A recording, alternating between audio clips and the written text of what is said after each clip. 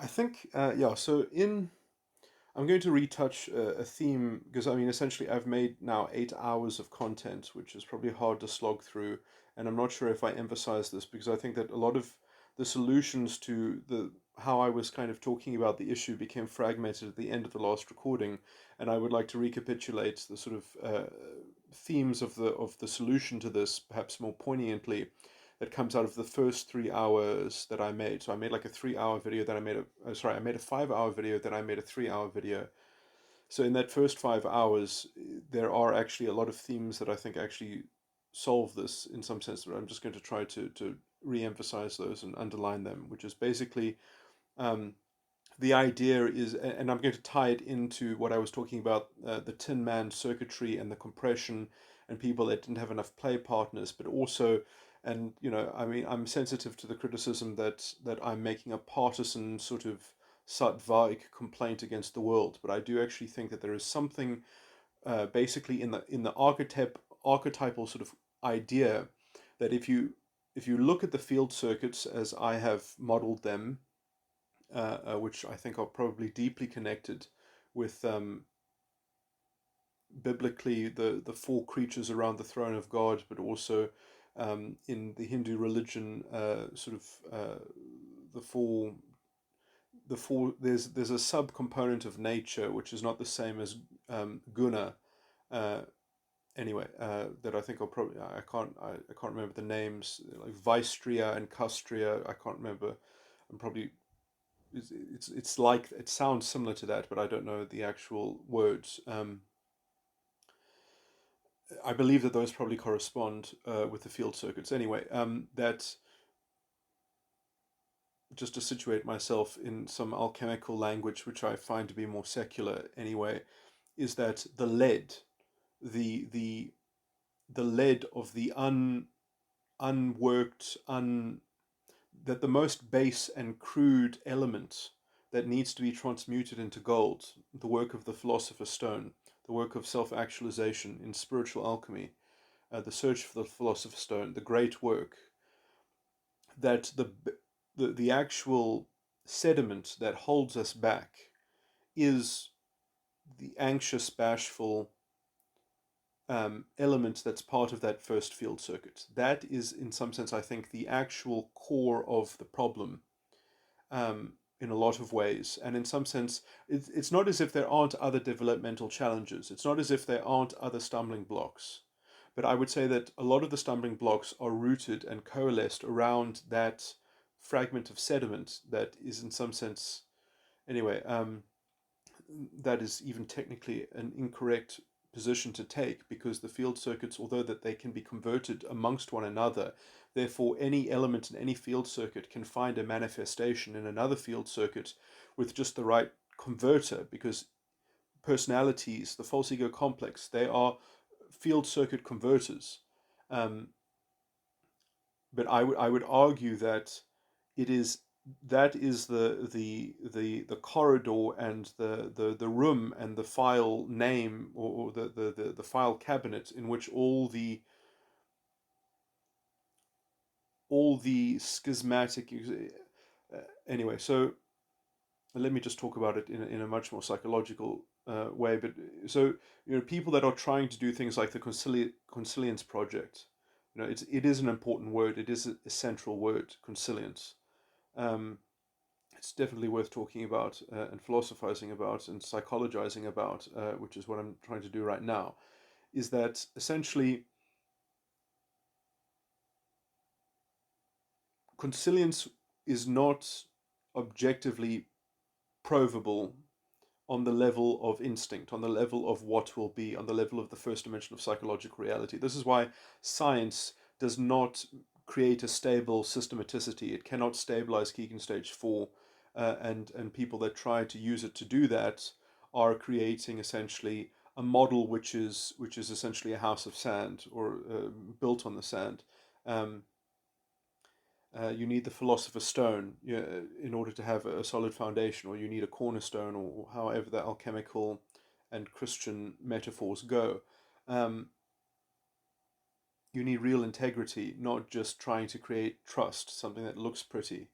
and something that has anyway. But so the idea is that essentially what makes the kingdom of God real is not essentially that what things mean are stable and solid and permanent, because in some sense, what things mean are all the sons of God, and in the participatory mix, it's up for negotiation, and so it's about the process of refinement, the quickening spirit, as it's called.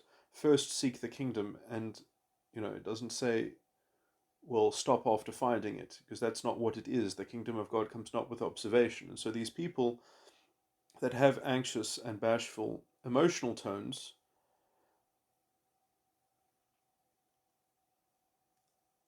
that is dangerous, because I would say that fundamentally that they or almost I would are almost, I mean, I don't know what kind of guilt that you can attach to this, because I mean essentially I, I first of all, I don't think that it's an incurable disease. This is not something that you, but it is a very dangerous phenomena that in some sense, this is why I think culture is toxic and poisonous, and why it has so much residue and so much toxicity laden within it, is because you can't move these things. They're like millstones. That this is the lead that is weighing us down. I do believe, and in some sense, the only thing that can kind of disentangle it is a style, is a functional, sort of thing. As I say that, this is something that hopefully people would be enculturated into in the sand pit when they're 5 years old with their peers or something. Um, and and let me just talk about 3-year-olds having fights with one another, or 4-year-olds having fights with one another. Um, the scariest thing about very young children getting into disagreements with one another is that is essentially the conflict resolution process. Because if we actually had, let's just say, a culture with integrity, that there would be some kind of, it should work on that scale. It should work on that scale, and somehow enlightened children, I think, can actually at least outline the edge of that promise and that hope, which leads one into a path of a kind of humility, which does not mean go with the flow, um, which is much more fluid in some sense, which is much more of the discerning individual kind of critical thinking and independent vigilance and all these sorts of things. Now, I do think that people with anxious and bashful tones can essentially all the positive qualities that I've just tried to outline are anathema to bashful and anxious circuitry that wants to develop itself, because in some sense they will be stunted, they will be held back, they will be, in some sense, if other people have circuitry that they can already start to experience their parent functions, maybe they can already start to explore they've already started to coalesce very solid dominant functions, and use them as a checkpoint, or sorry, as a way station towards developing further chains in their circuitry. And these people that might need to develop anxious and bashful tones, they want to get into that deeper circuitry, and they don't want to. But essentially, they are causing schisms. They are causing because they essentially, what the bashful and anxious tones do is they imprint predictive assumptions, expectations with what things mean. They convolute those two subjects in a very dangerous way, I would say. And in some sense, I mean, in some sense, that's, you can create a game, and that's also what games can do, is you can create play spaces in which you can explore things, and where one person can get to explore parts of their circuitry, and that it doesn't get, so there are ways to comport and to segment, or rather to organize, and how play groups organize and administer, and essentially, but it is very dangerous, because I would say that, that these tones, bashful and anxiousness, anxious and bashful emotional tones, that is the source of crypto-fascism. I mean, really, it really is. Anyway,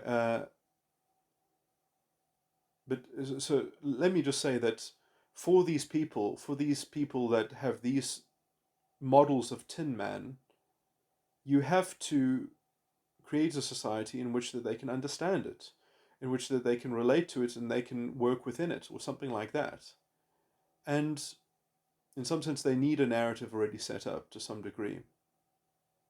Uh, or in some, or I think the biggest panacea to this is just that we would have better pedagogy, and we would have essentially a better technology of allowing children to autonomously develop, in some, with the perhaps with the right mix.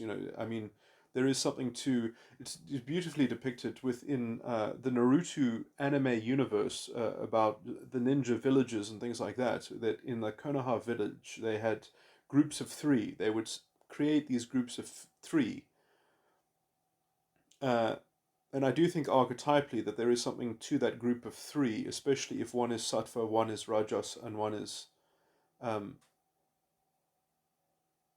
tamasic, because then essentially you at least have the possibility for at least one of the three, perhaps, to be impacted in terms of their particular profile of footprint over their metatype or whatever, that they would be represented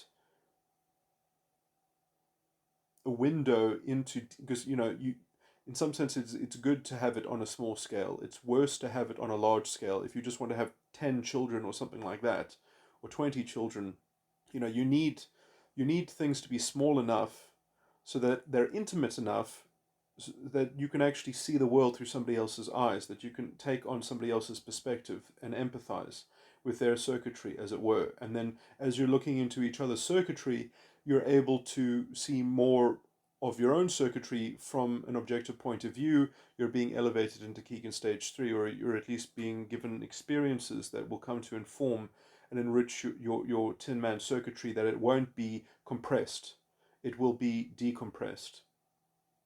Okay, so, and I mean, I do think that in a lot of ways, identity politics and that kind of politics and that kind of it's interesting as well, because the gender divide can also probably be represented on this plane. That in some sense we have gendered this bashfulness and bashful and anxious tones. We have allowed that to be the domain of the feminine um,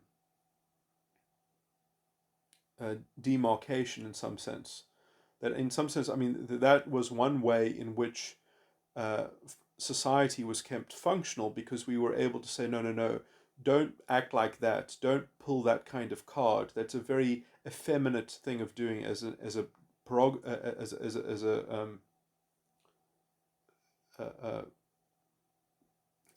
a derogatory connotation. Um, don't bring that kind of feminine one-upsmanship of narrative social manipulation into this realm, in which we actually have to have a process in which we have a common understanding, a meeting of the mind, and we have a way to derive.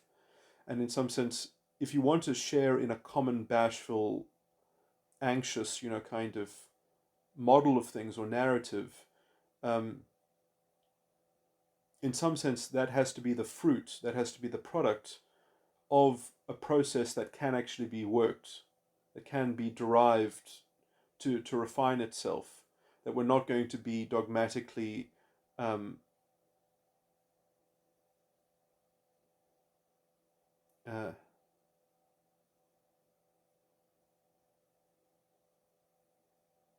laden down by some superficial outline, or something like that. Anyway, so what this all amounts to in practical terms is that we should just be conscious of false consilience, of manufactured. When I say false, I don't mean that in the pejorative sense. I mean manufactured consilience. We should be honest that we are utilizing manufactured consilience. that is what bashful and anxiousness, in some sense, I think needs, is that we need a target of manufactured consilience.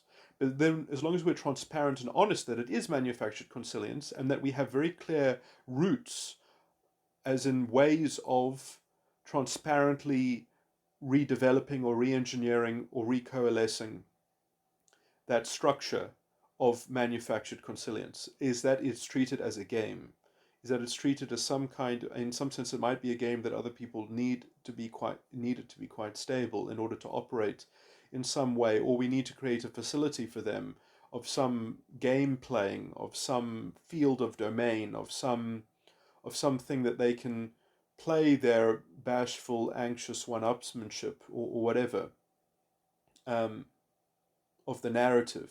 Because in some sense, I do actually think that bashful and anxious tones, what they do is they schismatically, they're like, as again, they are like unilateral dictators of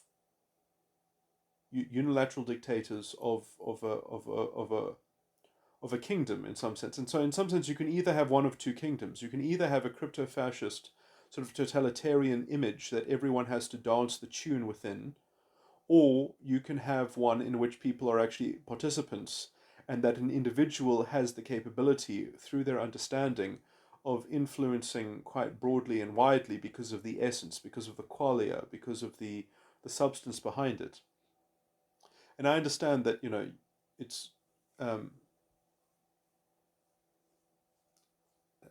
as I've said multiple times, that this is, I think,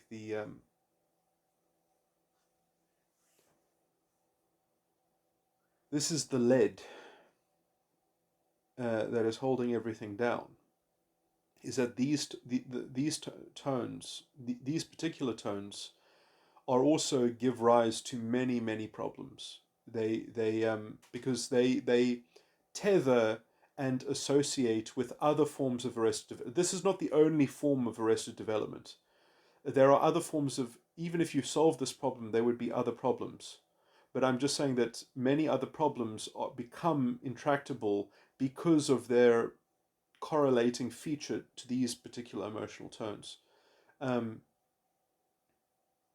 and in some sense, they often breed a kind of out-group, in-group, superficial, identitarian power, because, you know, um, reductionism.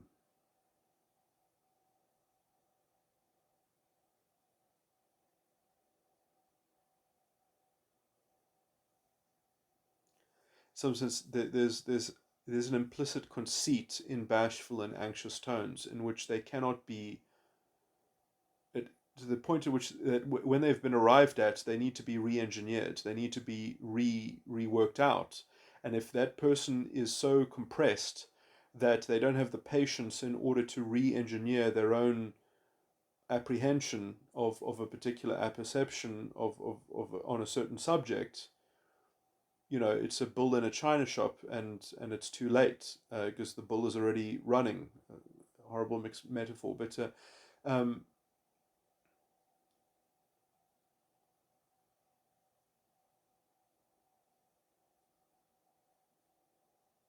and this I think is a quality within people as well, which to me marks them as not being properly developed.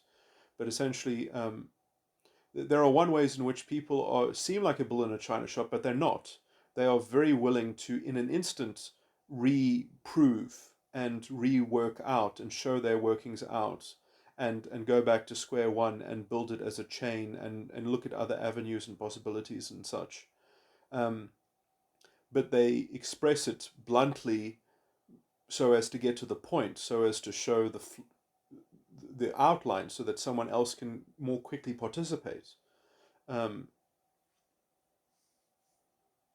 can more quickly see the project, the hope that is being meditated. Um, anyway, uh,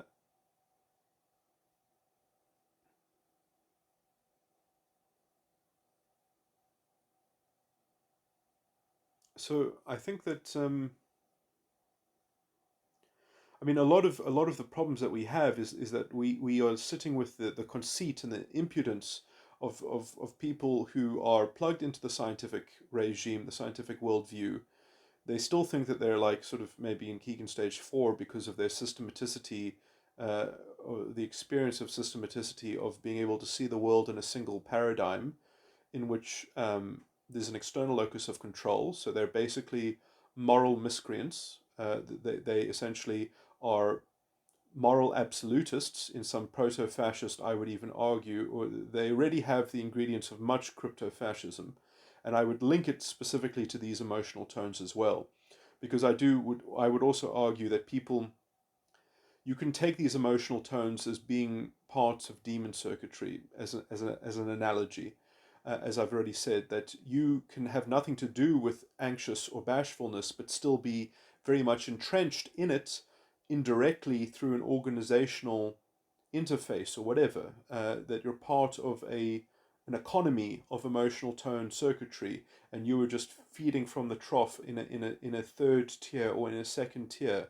Uh, People are part of these serial computational emotional tone sort of conversion projects, and some of them are leviathans, and I think that this particular one is the root of the world tree, as it were. Um,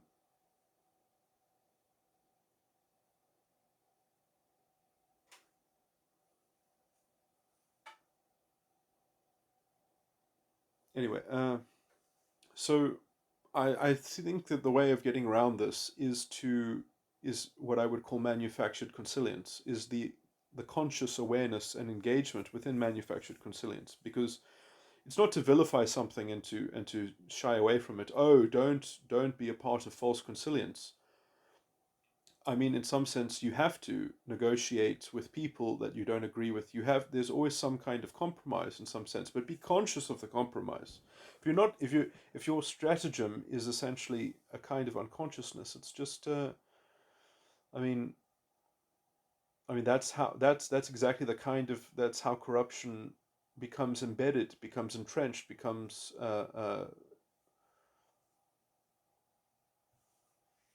and I'll say as well that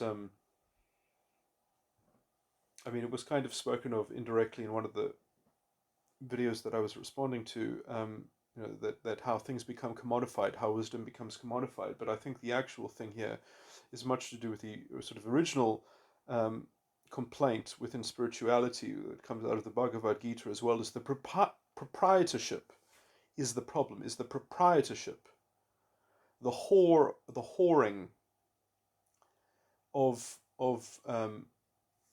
what is the hope, what is the purpose. And in some sense, people are targeting the wrong. Jamie Wheel actually said it perfectly. I didn't actually watch the very end of the video, but he did actually articulate this point perfectly. Um, I'm just trying to emphasize it, I guess, now. But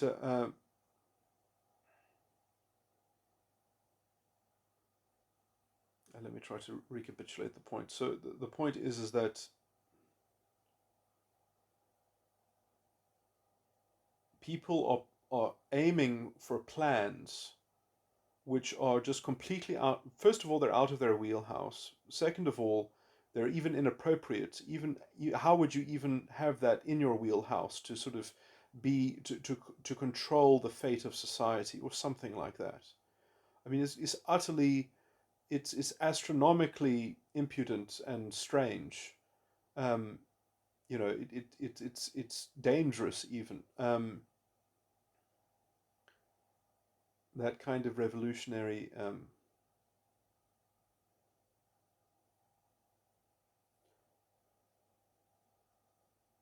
That kind of outwardly projected revolutionary fervor, uh,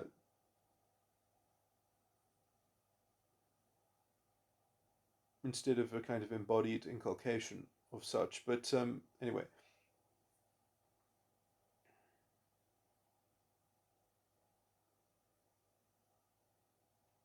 but in some sense, yeah. So because the problem is the problems of the world seem to be so desperate, then we can give ourselves leave to indulge in in risky sort of gambles, but also ones in which that it will make it easier on ourselves. So we won't have to solve the problems because we can just sort of um, give ourselves the rank of enlightened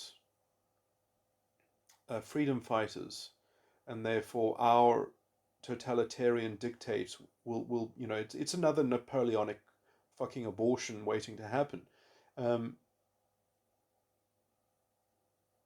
in some sense, it's almost directly what happens in that kind of cesspit of I mean, and in some sense, maybe Napoleon had a better excuse, because you could argue that the French monarchy was particularly um, incompetent and useless. Um,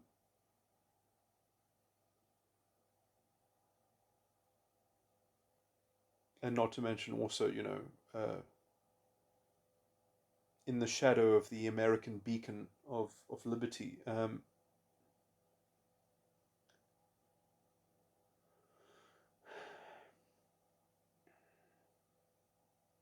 One in which people are not willing, I think, to honestly appraise these things, and to look at them on a cultural level.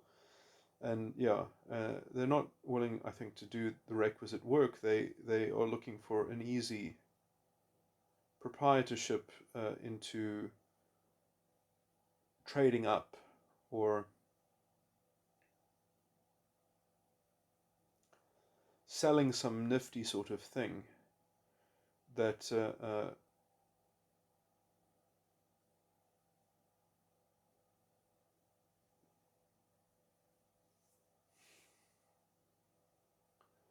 anyway. So what's the point here about manufactured consilience? I mean, so in some sense, I mean, I think that when you start being conscious about manufactured consilience, you see the failure points, you see the break points, and then you work out, well, if you can solve all the break points, then in theory, in principle, you've got a solution to the whole problem. And then if you've got a solution to the whole problem, then you can actually start at any scale, and it should gain, hopefully it'll gain steam. If, well, I mean, hopefully, that's all you can really say. You can't give yourself more than a guarantee than that. But and then you'll come up with a problem that, well, actually the problem is, well, if we actually have something that does function at scale and it is working, but people don't want to join us, well, well, let's actually see then, well, wasn't this the problem all along? Is that our society is filled of people that aren't interested in integrity. They want to be sold something, and if you want to be the one selling them something, I mean, so that you can make yourself a new fiefdom of a new form of intellectual robber baron, that essentially is peddling, feeding the itching ears of the masses. I mean, go right ahead, and you're just creating another sort of cycle of game B, I would argue. But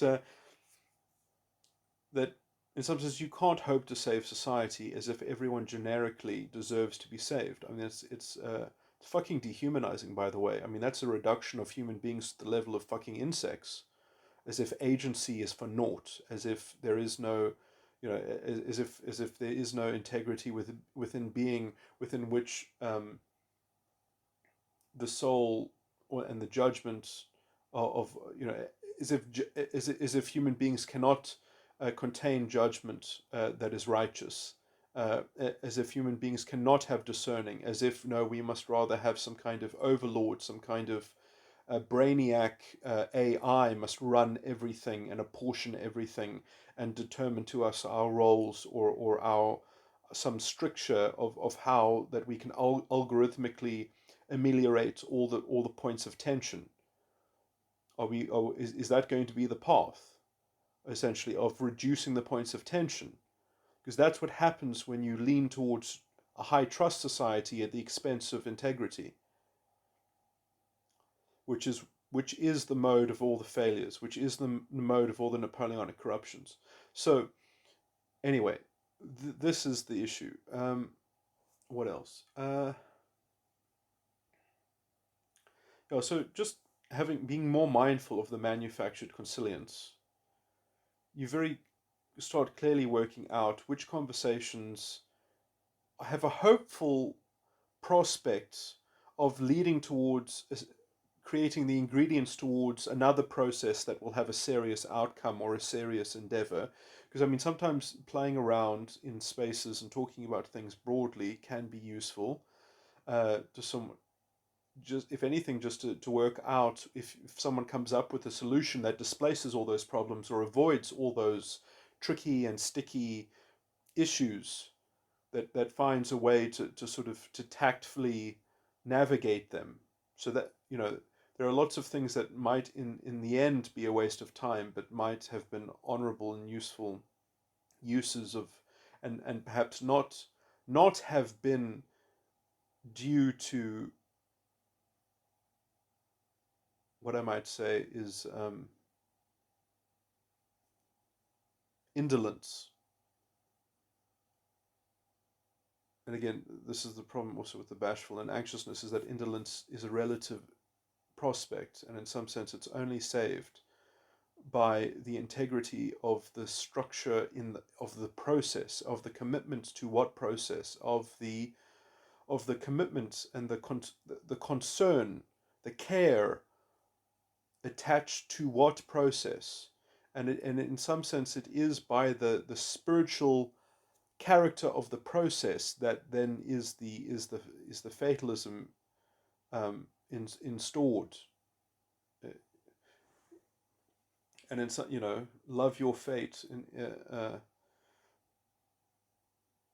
that is how it becomes an actualized, conscious, accessible uh, project. But anyway, and then but knowing when you're in essentially manufactured consilience, and then you know which predicates, which assumptions have to be made are that even lead you into the space of discussion, because in some sense then you know quite clearly that, well, what we're talking about now can't be installed in a secular domain. It can only be installed by contract, by people who are deciding to enter into that kind of mode of paradigm or something like that, or that kind of arrangement. So, I mean, at the end of the day, it's all basically solved by freedom of association and constructing organizations that people want to be a part of, and that are useful in having in accomplishing shared purposes that are worth doing. And in some sense, all the failure points are the more important things to get right as adjuncts to those projects, which is that basically conflict resolution, or how management is done, how leadership is formulated, how it is contrived, how it is processed within a collective over a large scale, in perhaps also a decentralized fashion to some degree, nodes of, and in some sense, and how do you do that in a way that you respect expertise, but you also respect transparency, that you respect specialization, but you also give room for invigilation. Who watches the watchers? Uh, and in some sense, I mean, this is what I think the function of the judiciary is, because the judiciary is not in every field in the world, but it adjudicates over every field in the world. That is the institution, the law house. And I'm not going to make another appeal towards the rule of law over the rule of man, but essentially that is what the Tin Man requires. The law is not within some contexts, the law is irrelevant because it'll never come to be adjudicated over in I mean, I'm talking about a physical court case, or something like that, or a kind of physical, won't come to letters. Because it's just an experiential participatory sort of thing. But the capacity that we have to troubleshoot and to debug, and essentially that we also have rights. Obviously, our lives are not made up of rights, but the bones of our lives, in some sense, it is,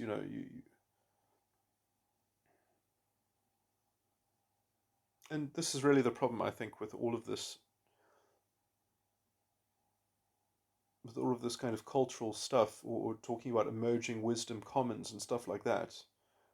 First of all, I mean, I've given particular I've given particular address to talking about the commons as a useful, sorry, as a useless concept. The commons never functioned except by the right of the king, by the sovereign. The commons were the king's lands, and they were only preserved and conserved and maintained because they belonged to the king. And you could go into the commons and you could take as many birds as you want, but you could not hunt a deer in the king's lands. That is the commons. And then some people would obviously hunt the deer in the king's lands, and they were outlaws or villains or whatever.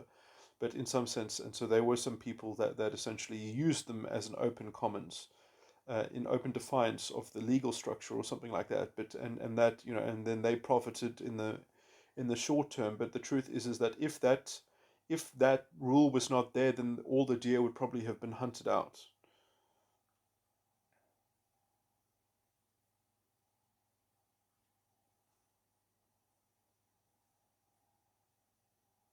Or at least if there wasn't some kind of license uh, contracted. And in some sense,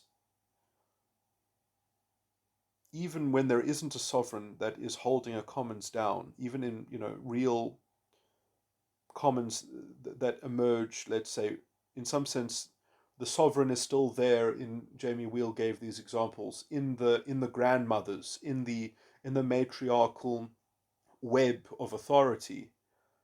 So I would still say that there was a sovereign cultural component that was keeping the commons entrenched and protected. And so without the concept of the sovereign, you don't get the commons anyway. It doesn't function. And I would even say that without not even just the sovereign as an aspect of the divine right of kings was what made sovereignty even function. You don't even get a functioning sovereignty without the divine right of kings as a cultural mythology holding everything together, as having the same normative values. Again, like we don't have the same value. This was spoken about by the host as well.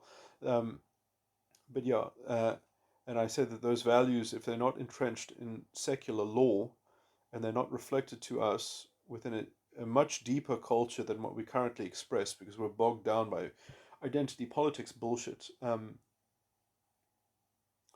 Again, people forget just how enlightened the 90s were in South Africa. Uh, I mean, obviously it was corrupted because there were the right perverse incentives, and in some sense there was an opening in the market because essentially a lot of people didn't understand to be colorblind. They didn't understand non-racialism, and they developed this disgusting and sick ideology of anti-racism, which is profusely racist. Uh, and in some sense, it's a natural precipitant of this bashful and anxious, I think, element. But anyway,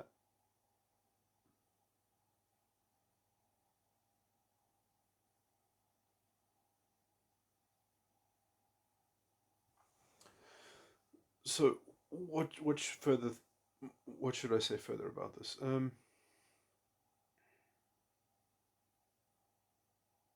So yeah, these are what I would call, yeah.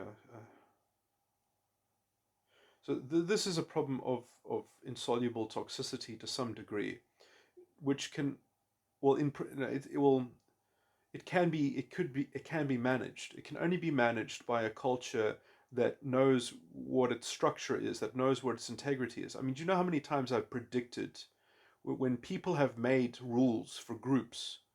I've told them exactly how their group would fail. I've told them I've literally predicted. I've said this has been much easier in terms of Myers-Briggs communities, people that care about typology, people that made huge investments into making forums and things like that. That you have these rules. You are going to get an ENTP Enneagram 7 that will come in here. He will follow the rules technically, and he will completely destroy your community, and he will sadistically torment people, and he will get away with it because he'll be able to follow your rules perfectly because those rules were made by someone with an anxious and bashful emotional tone, and someone with an anxious and bashful emotional tone, ENTP, Enneagram 7, just came in there and just demolished it. Actually, that's quite funny because the person who did that was actually became quite a serious typologist himself within the world of socionics. Anyway, um, I'll just give his call sign. I won't. Wait, no, I don't know if he. Yeah, no, he switched to his normal name. So, but Echidna was his name. Um, anyway,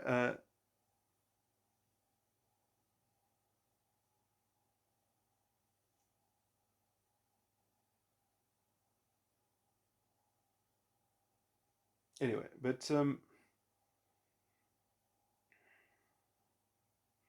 that, I mean, it's also, I would link it to going up. They call it going up the pole in Scientology.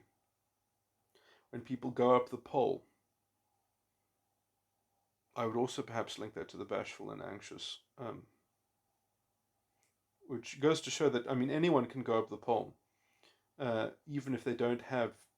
I mean, obviously, they probably would have to have some presence within the to go within the first field. They would have to have some kind of emotional tone that at least exists in adjacent, uh, that exists in the same field circuit as the anxious and bashfulness. But it is a way that you can sort of climb up into a very condensed point of view in which you don't have to question yourself. Anyway, um, and in some sense, people perhaps within certain rules they need the space to be able to be that toxic. They need, you know, in some sense, what can you do? You can't tie someone down and give them psychotherapy. You can't tie someone down and make them listen to you. You can't turn their head. There is a certain amount of, well, that is your decision, that is your chosen path in some sense, and this is why society needs, in order for it to function, even preserving classical liberal values and rights and things like that. You can't expect 100% non-pathology in some sense.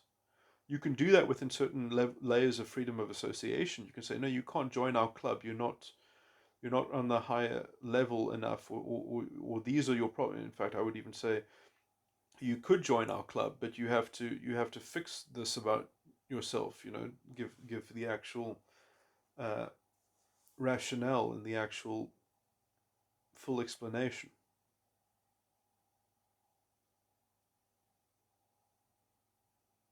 But this is why I don't. I mean, I'm very critical of systems. When I see systems that don't have a line of transparency, or they don't have a port of call of conflict resolution or potential conflict resolution, uh, I mean, perhaps I'm being much too partisan. Perhaps there are other problems within these things that are more egregious, and perhaps I'm just hyper vigilant to this. But in some sense,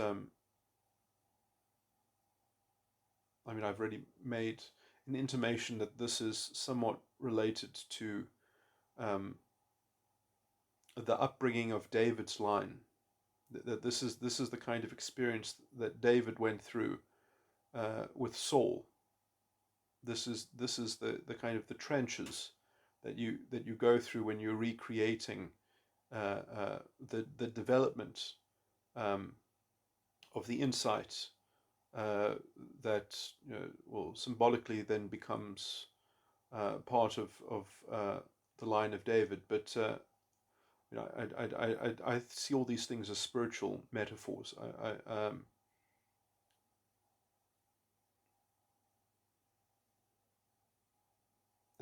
anyway, the spiritual lines and the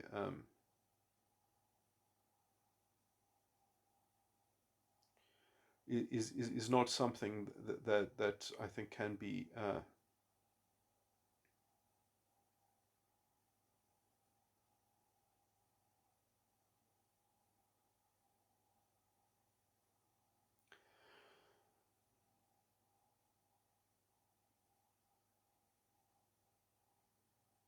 contained within.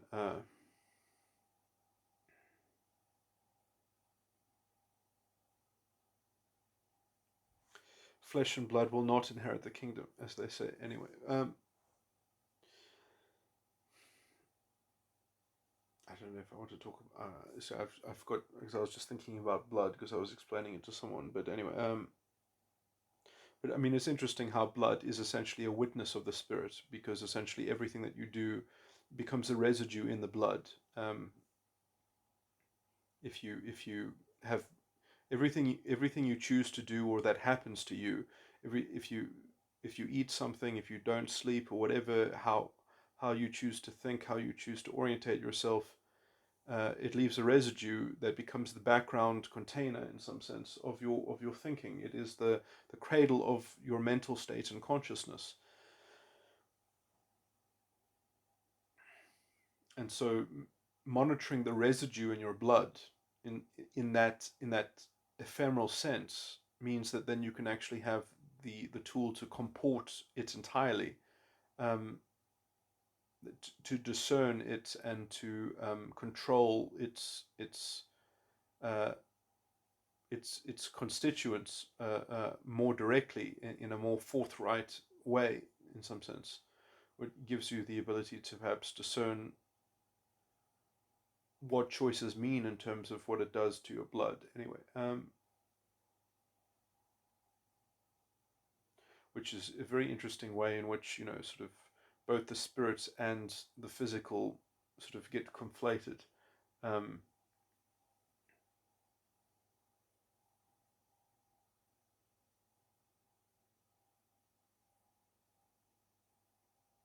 which is why we have prohibition against poisoning people or against administering. Um,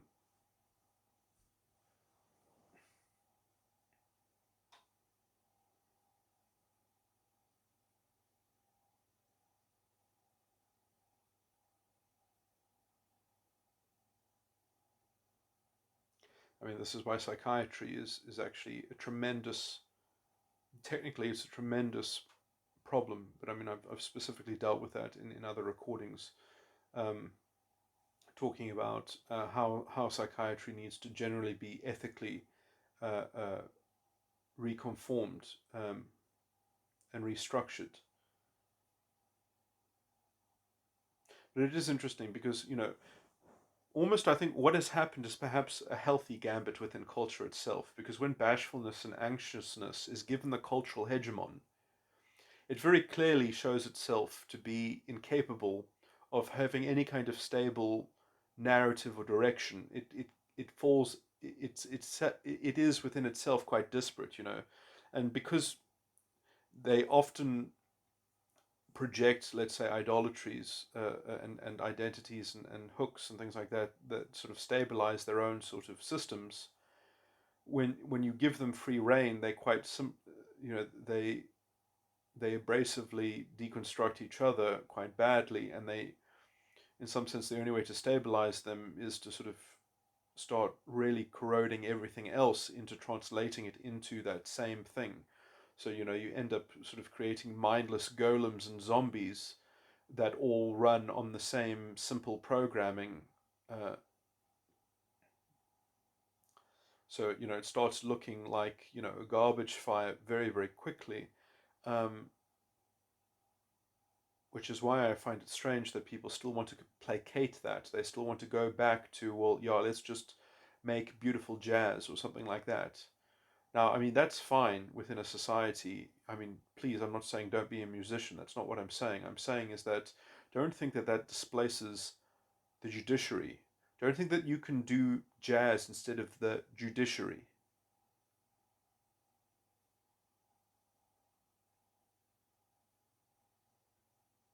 And in some sense, we do need to sort out these problems on the level of that formal sense of, because when that is done properly, then you can actually scale it back down. And, well, the reason why two kids can't get along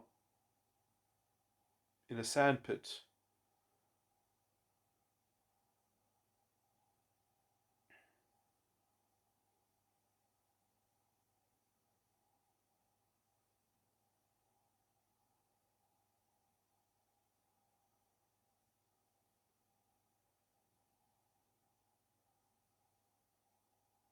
It's quite interesting. This, those are the kinds of interactions which set people up very badly for the rest of their lives, perhaps potentially. I mean, obviously, one bad experience doesn't necessarily do anything, especially usually people are given opportunities to reconsider or to take a new tact or something like that. But essentially, when blame and accountability and responsibility are at a very early age, perhaps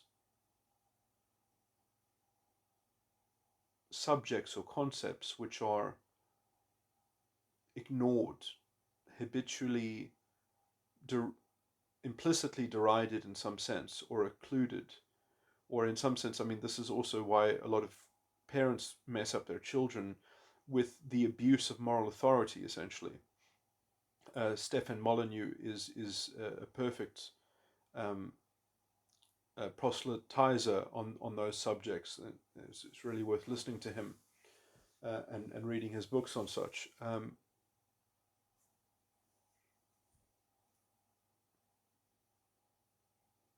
Essentially normalizing hypocrisy and the kinds of lies which, when I say lies, I mean I don't mean that in you're saying a mistruth to a child. I mean there are sort of small things.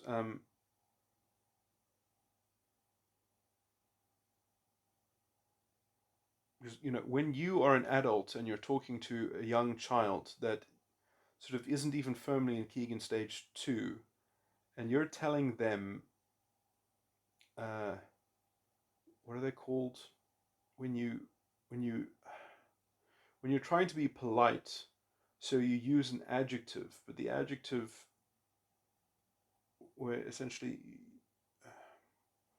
how do I express this?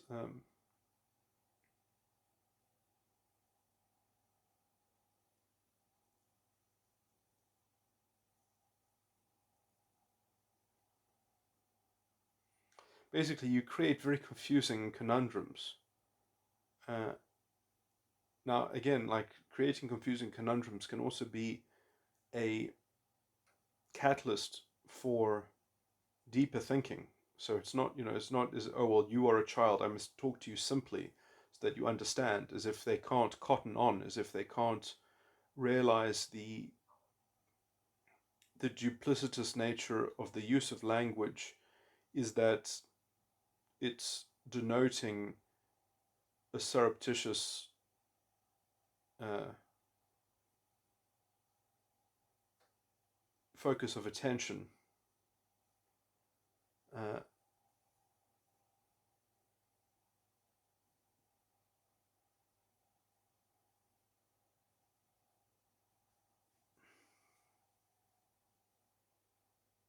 it's interesting, though. I would say that a lot of those things that people just aren't sensitive about is somewhat equal to the integrity problem, is equal, or when I say equal, I mean in quality. It is part of the same parcel.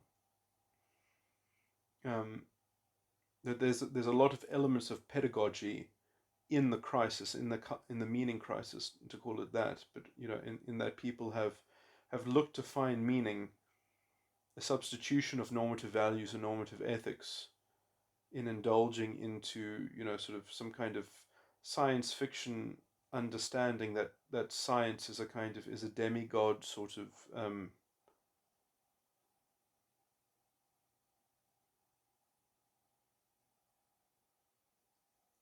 Let me think of a word. I was trying to think of an alchemical word that means like sort of like a power stone.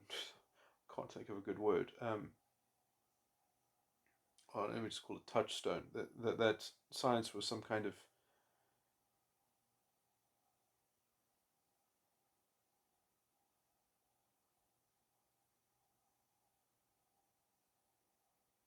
Anyway, I'm blathering a bit too much now.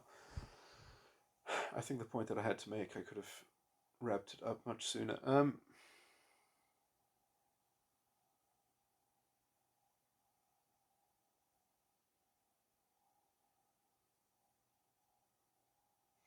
I mean, the dynamics of mediation, the dynamics of and understanding the blockages to solubility in terms of people's controversies. Um, and also the kinds of things that you see, like, again, it's wrong to try to develop too many mechanisms to avoid controversy, because sometimes the controversy is not worth avoiding because it's not being generated by an improper system. It's being generated by a bad person, by a bad agent. And how do you have a system? A system must have at some point a demarcation of the definition of the one and the other. Of, is this a system that's breaking down, or do we have a developmental problem in our midst? Do we have people who are fundamentally, even within their own circuitry, they have been bred into a kind of, do they need to be rehabilitated? Um, and in some sense, I mean, this is the problem of history. Um,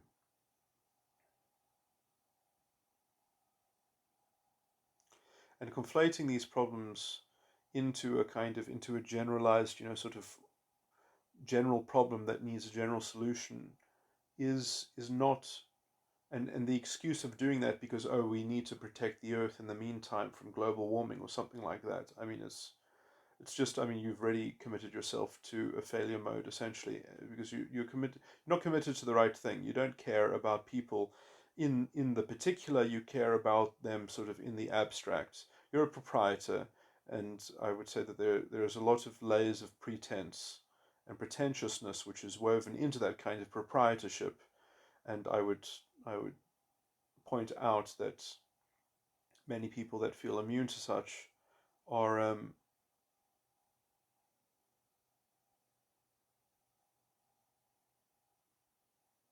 well, I mean, in some sense, I mean, I don't even consider myself to be immune to that criticism. I'm sensitive. I think that's something that is worth considering and reconsidering, and checking up on. And in some sense, you can't always just check up on all these points yourself. You do need some feedback. You do need some interrelatedness in some sense. I think everyone's circuitry is prone to compression and in need of decompression. Um, but I will say that there is a fundamental problem that I'll just underline here, which is that I do think people will natively gravitate towards what they did in their initial growth, what they did in their initial development. That if someone has missed, I mean, Jordan Peterson talks about this, although this is not his line to make. This is a general thing within Piaget's work. But beyond the age of 4, if your child has not been socialized, they're fucked, basically, to put it quite simply. If you if you don't learn the skills, if you don't learn what I'm describing as decompression by the patience and of informing your circuitry with other people's circuitry, if you don't allow for that, I think you're going to natively gravitate towards that. I think I believe everything can be fixed. I believe everything can actually be, that these things can be improved. I don't think that people are stuck in a permanent arrested development. I do think that there are tools, there is connection, there is authentic, in some sense. I think that in the old world, if I might say, if we're in a flux right now, then we're perhaps in a burgeoning potential new world, perhaps. But in the old world, you could say you're completely fucked. In the new world, maybe there'll be hope, for radical uh, amelioration and healing of these sorts of issues. But I do think that essentially that is a big problem, is that people are set in what they have now habitually been grounded and orientated within relating to, and they are set in their compressed emotional tones.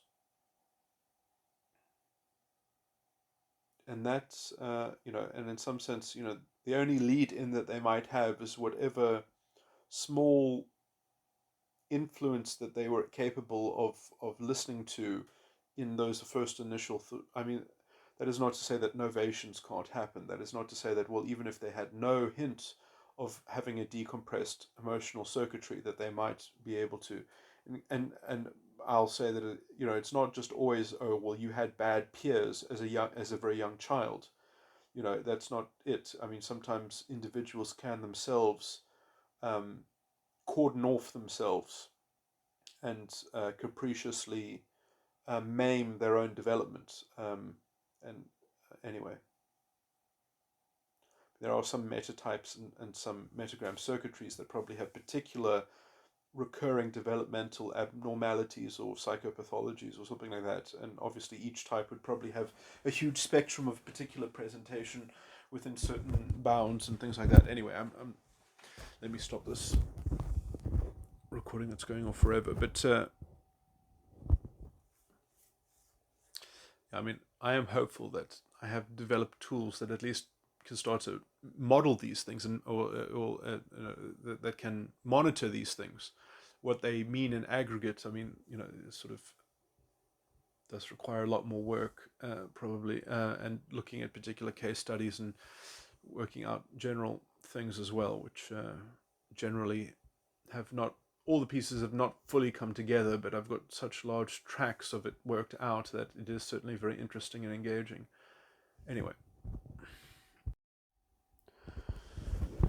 Okay, let me just complete this thought that I've been perhaps not explicitly stating, although I think I have drawn it out to some point, but let me just get down to the brass tacks. That essentially what I'm saying is that, first of all, everyone has a Tin Man. You can't, I mean, unless there is a way to not have circuitry. And in some sense, I think that there will always be some remnant of circuitry that, even if it's not being believed in a delusional way, in the way that you are deluded by Maya, but you are still in the conduit, you can transcendentally use emotional tones. And some of my theory is a bit sketchy because I'm looking at these things empirically and I don't exactly know if there are schemas, if there are schemes, if there are ways to. I don't know exactly all the forms in which transcendental, so that you can be transcendent to circuitry. I'm not sure that I've discovered every possible permutation or facility of doing that. Also, because I don't have very clearly very basic sort of understandings of things. Because I do know that essentially people relate to all the emotional tones, but what makes them captive is that what makes them have a false ego complex and their own Tin Man circuitry is that they are beholden to converting a certain line of emotional tones in their internal, so they have an internal pattern, a habitual cognitive structure, and in some sense that makes them a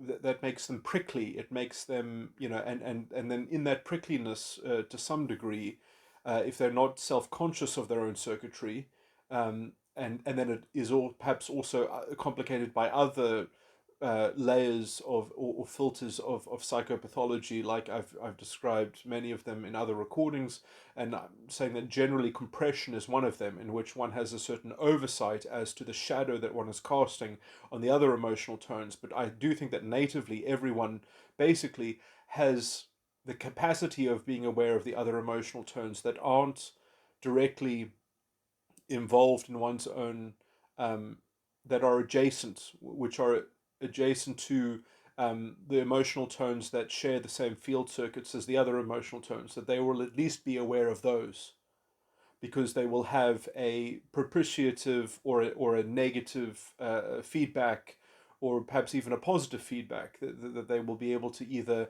be bolstered or agitated by other emotional tones that share the same field circuit space as the emotional tones that make up their false ego complex.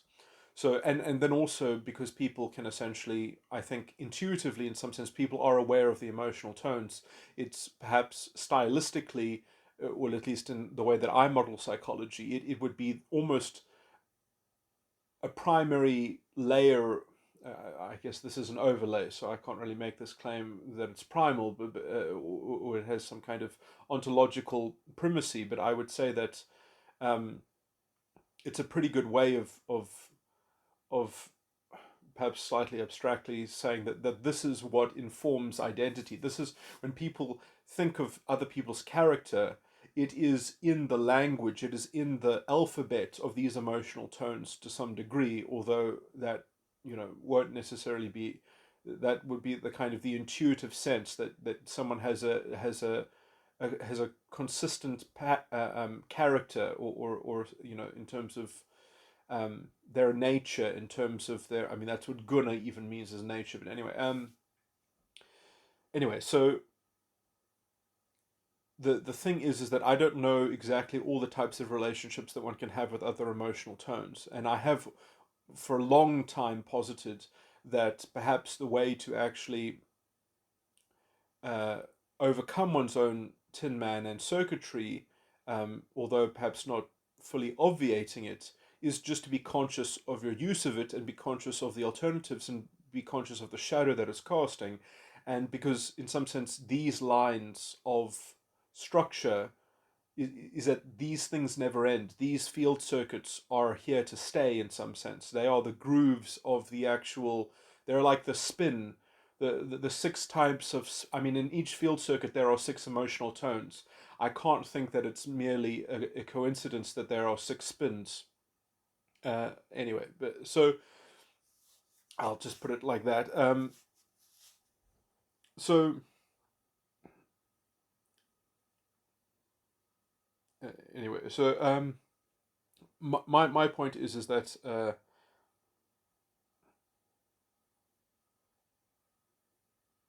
that yes, I mean, I'm talking from a slightly speculative, conjecturous, I don't know everything about my own subject essentially, or field of research that I have been working on for the last 27 years. But anyway, um, so this everything that I say will have to, it has that caveat attached to it. But let me just say that then, if it is true that essentially, even if the Tin Man is possible of being transcended in some cultural technology or pro-social, sort of adaptation, or just a general elevated or raised consciousness or something like that that can be shared within a group or something like that.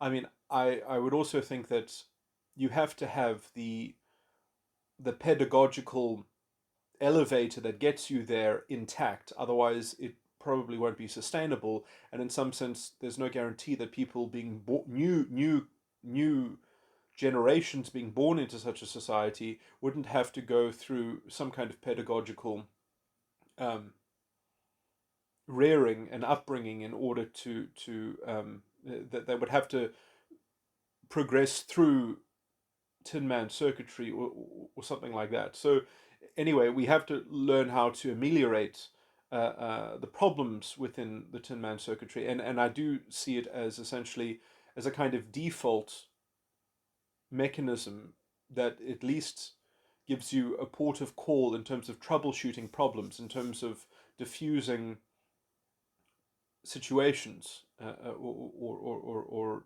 diffusing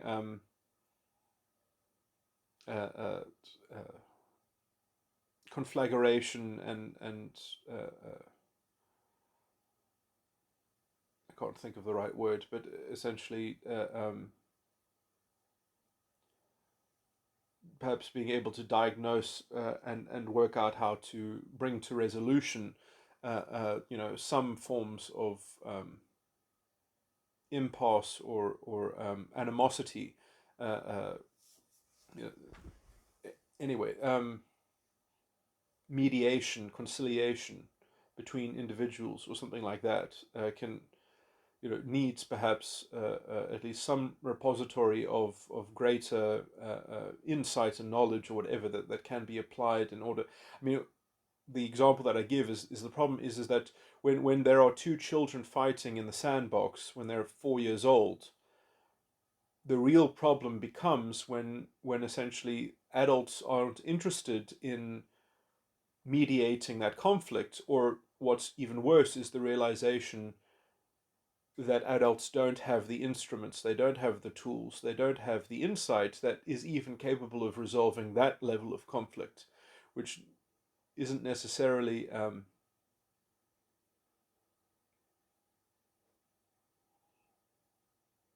in a way that is eminently just, in a way that is eminently fair and equitable, or procedurally, honorable, or has any kind of integrity laden within the process, or something like that. And in some sense, it is the process, it is the style of how these things are dealt with that is perhaps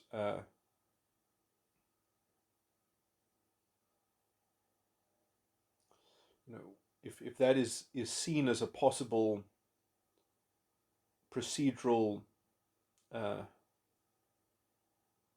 element within the cultural mix, then you live in a very different uh,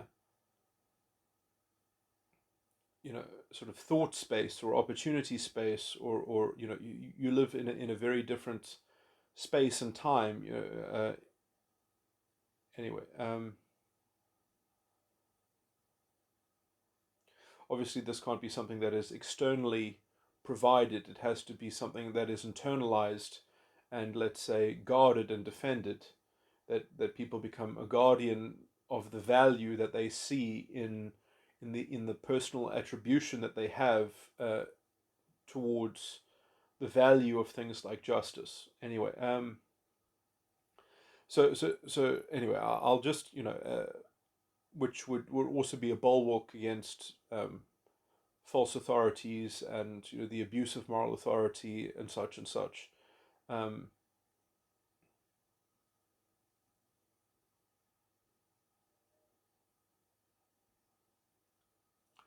Obviously, transparency can't be expected 100% of the time, but there should be ways and means in order to trigger procedures of extracting review and transparency. Anyway, it's effectively almost what a legal system and tradition is meant to provide. Kind of a backbone of integrity in a system. But okay, sorry, I'm dancing around this topic again. So the point that I wanted to say is just that if we do have tin man circuitry, and we even perhaps need it, even if we have found a way, some of us at least, to transcend our tin man circuitry, um,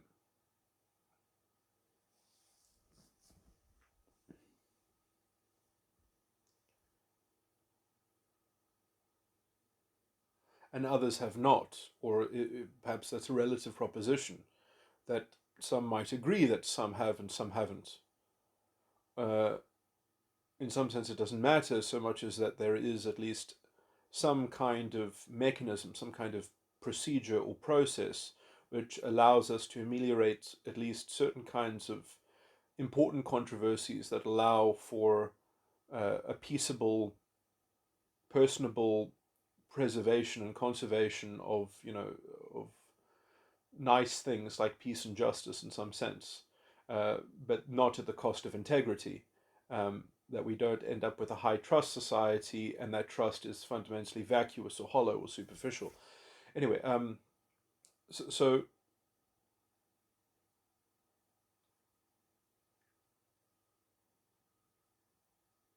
the point. Okay, so I need to find the question that I was trying to answer. Now I've slightly forgotten it, going on all these little rabbit holes. But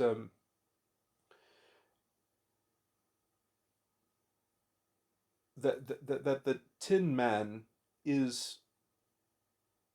Oh, okay. Now I can remember it. So um, basically, I was going to talk about the state of the Tin Man, and this is a kind of egoism, because this is a kind of unconscious for me, the Tin Man is the unconscious circuitry, is the emotional, these cognitive um, tones, these emotional tones and cognitive circuitry, um, is all the unconscious side of the mind, which I would link with Keegan stage 3, although my model is a bit different to his. Um, and the problem with this stuff um, is really, I would say, the lack of normative values and normative ethics, which people can displace with narratives, which people can displace with knowledge claims and things like that. And so, in some sense, I mean, so I'm an anti-realist. I don't believe in materialism. I mean, obviously, I don't believe that there's a lot of utility in things like science and things like that. But I don't think it holds any moral water, as it were. And in some sense, we can philosophize and argue about these things, and we can certainly accumulate knowledge and do interesting and useful things. But at the end of the day, if we don't have some kind of common ethical edifice to stand on, to commonly stand on, we're not in the same moral universe, and that's potentially dangerous, perhaps. Um, but that those are things that need to be resolved, or at least, even if we agree to disagree, we have to agree to comport to, hopefully, at some point, um, to some treatise, to some consensus. And I believe that is something like, classical liberalism in some sense, um, some kind of individual domain, um, of freedom and free thinking, which can support some level of sort of paradox. I mean, I've even just displayed somewhat, that we can agree to disagree, but then we have to kind of at least agree to pay lip service to classical liberal values, because otherwise, we have essentially a Cold War, or we have essentially we have a stasis, we have a schism. And in some sense, I would say that this is the schism which is now manifesting, but which has been alive perhaps ever since the sort of the rational obsession that has come from the Enlightenment, essentially. But let me just say as well that essentially the Tin Man has, but the heartless Tin Man has believed that it can substitute for a heart. It has believed that it can, in its heartlessness, that it can displace the need for a heart in some sense, and uh, and that it can essentially just be branded as being dignified, be branded as being compassionate, that it can steal those words, steal those semantics, and label itself humane or something like that. And that kind of pretentiousness, in some sense, that kind of identification with just base emotional tones, with just base circuitry or whatever, which are creature type things. They are just, it's almost like elements of materialism, and this is like the distinction between, yes, you might have a nature and a character that you are habituated towards expressing or something like that, but uh, but that doesn't mean that it's not being animated by your self-determinism, by your agency, by your choice, right? And so, and that is, let's say, the divine spark, which is why we hold you accountable and responsible for these sorts of things. You can't just say, well, that's my nature, that's my nature. Um, these are my habits, and I'm not accountable or responsible um, for having them. Uh, anyway, so, well, anyway, the thing that I'm dancing towards, I'm trying to get this point out, which is almost to delve into religion and Hinduism and Christianity, which on this point I see is quite speaking in the same tones of things. Is that the model Tin Man? What is the model Tin Man? I mean, Jesus said, "Render unto Caesar what belongs to Caesar," um, and I'll point out as well that. On the Hinduism side, that there's an element to render unto Caesar what belongs to Caesar that I would which is a more particularized version of a more generalized nature, which is perhaps slightly harder to extract from Balarama, which is the older brother of Krishna, the perfect servant of the supreme personality of Godhead, someone who is I consider to be a proto-Christ figure. I don't think anyone can escape that comparison, that Balarama is a proto-Christ figure. But anyway, he prepares the heart for service to the Lord, and he is the perfect servant, and he is often he perfects the scene. Um, he is often symbolized as the apparel of the divine. That he will be the clothing of the supreme. That whatever is needed, he will provide it if to perfect the scene. So he's sort of he's working. He's the butler working in the background. He's the sort of if someone needs a robe, if Krishna needs a robe, he becomes a robe. If Krishna needs slippers, he becomes the slippers. He just anyway. And in some sense, this is, I think, the archetype. Or the reason why I'm talking about this is because this is the Tin Man. This is the true actualized sense of the Tin Man. That the Tin Man must have a higher calling to, let's say, connecting between the subconscious and the ego. And I do see it as needing to be somewhat of even the ego itself, with the Tin Man, need to become a kind of static, solid state um, that makes its new, that is led by the prime thinking done by the superego, which is reclaimed and renewed in a new life, in a new personality, uh, in the installment of its dominant function.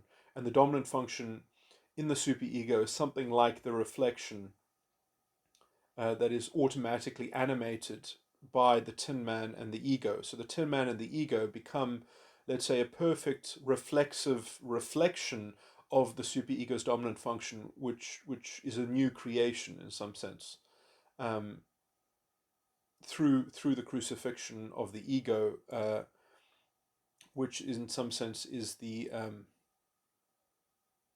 you know, I don't know how to summarize this process, but it's a very complicated process of understanding the beastly character and the beastly natures and the beastly facets of the Tin Man and the ego itself. Um,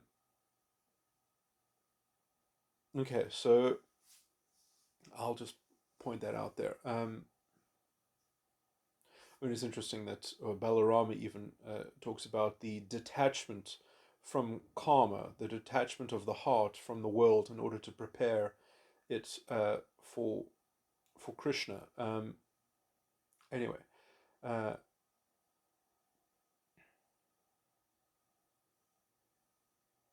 which I would also link to some prescriptions which are given in the Gita, which is essentially the spiritual duty, the understanding of spiritual duty, that even Krishna himself is compelled and concerned with doing his spiritual duty.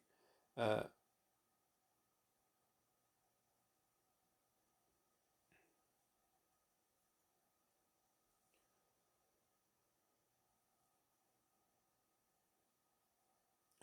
there's a there's an interesting facet in which Krishna exposes the effort. I can't remember how it's described exactly, or the compunction essentially uh, that was associated with him bearing his own happiness, because it was not something that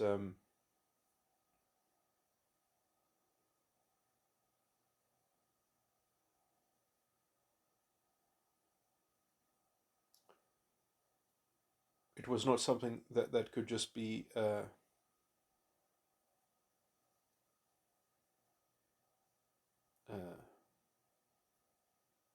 had to be tolerated, I believe.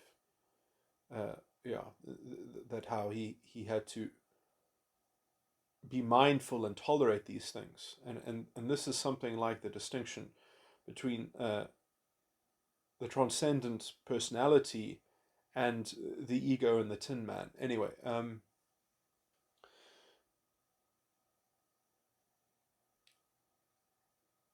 let me just say that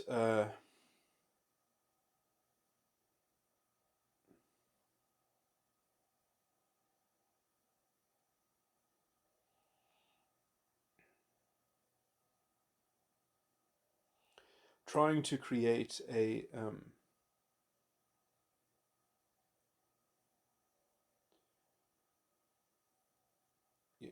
you, oh, I mean, I guess now I'm just about to repeat another sort of theme, which is that you can't design a society to be everything to all men, uh, to do everything for anyone and everyone. It just, it's just, there's no one size fits all solution. Um, and the only way to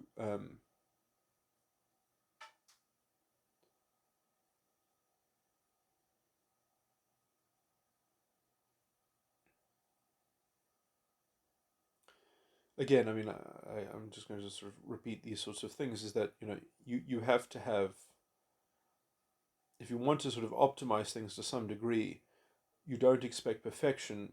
You create facilities of, essentially, of means of reconciliation and means of resolution. Um,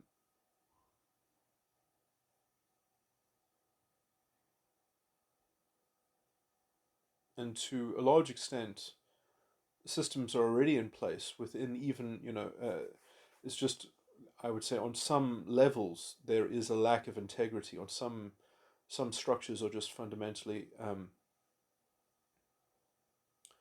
in some sense, institutionally corrupt, and in order to ameliorate that, or to fix that, you have to, have quite a broad, encompassing, sort of general view of these things, and, be quite surgically precise, and also high-minded about, perhaps also the transition, but between systems, or at least between the architecture of systems. Um, but also realize that, a lot of the dysfunction that works, it isn't even dysfunction that was plutocratically installed on a high level for subversion. It is a kind of residual subversion which has been cultivated through, in some sense, placating uh, the lesser nature of people themselves, which is far too easy to do within a democratic framework. People will consume and will be sold their own debauchery and degradation, uh, because the reflection of that is in their suboptimal choice making, and the idea that they have actually not been misled, but they have misled themselves and been appeased, and not been countermanded uh, by those institutions that used to do the countermanding in society, or that, and in some sense, democracy is not really capable of refining itself too greatly, because of the nature of the beast itself. The only way to really get around that, I would say, is to create real functional independence, which is very easy and open for people to do within a Western liberal democratic society, because, you can, in some sense, de facto create your own association, create your own, not sedition, not insurrection, not, you can practically create your own commune. There's nothing legally stopping you from doing so, essentially. And so,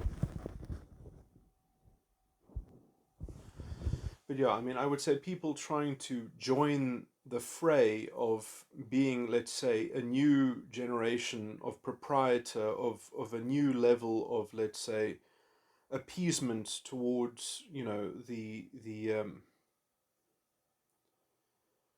uh, the next buzzword and the next, sort of, you have this quite, I mean, if I might say so, a kind of, there's this opportunism which I would say is latent within every new generation, which is, I mean, perhaps every generation that has, I mean, I can only project and speculate, that regards society as being closed, as being, has layers or elements of plutocratic or oligarchical, sort of oppression and extraction and exploitation.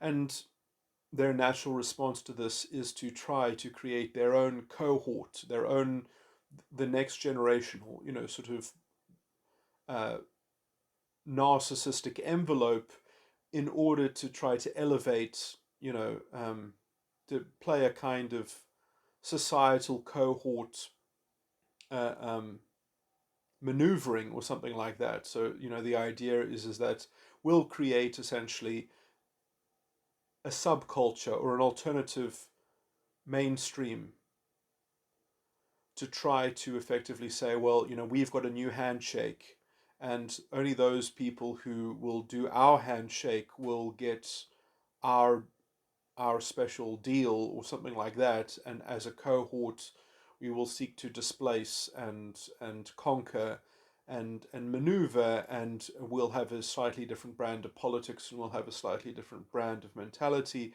and we'll use this to essentially work towards political compromise and sort of some kind of new brokerage of a new treaties that will allow us to outmaneuver the last generational cohort and the compromise that they, established in their generation.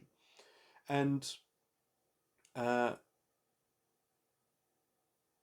and it was interesting because I would argue that in the 90s, we had a level of enlightened politics, non-racialism and non-sexism, which would really allow us to get down into the hearts of issues, to really dig down into the core and to diagnose and to prospectively work towards weeding out the corruption, weeding out the incongruence within structural um, uh,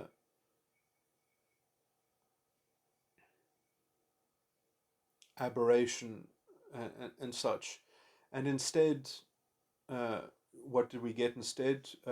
We got this disgusting proto-fascist, identitarian, sort of, which is quite disgusting where it sort of came from. So you had all these sorts of English departments that wanted to look enlightened by increasing the number of high-level female staff members, I guess.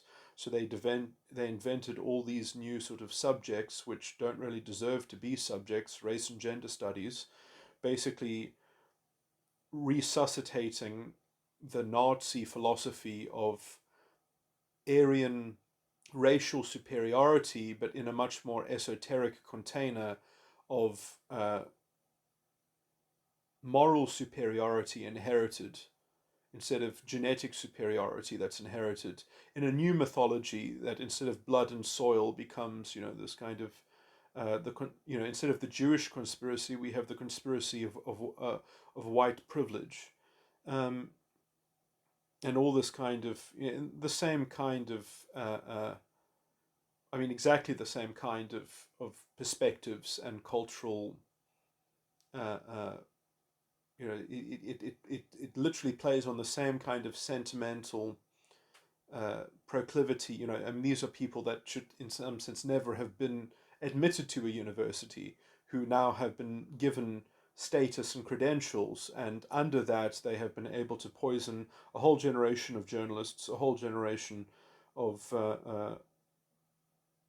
politicians who are used to being kowtowed into making the appearance of appeasing um, popular sentiment.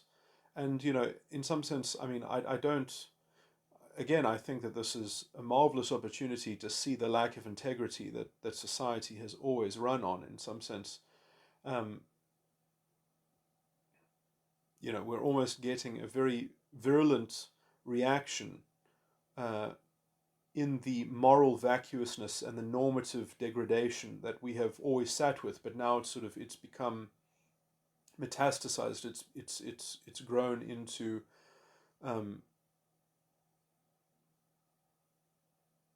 it's grown its own sort of face, rather than just being in the shadow. Now it's actually attracted people under its own banner, under its own standard. Um, Hopefully, for it to be seen as explicitly, nonsensical and degenerate. There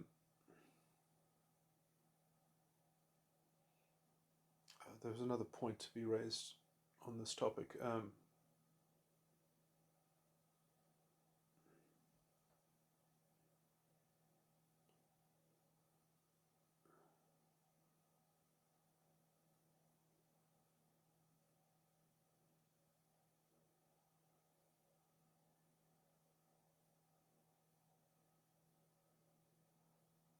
But yeah, I mean, it does have a lot of things to do with, sort of.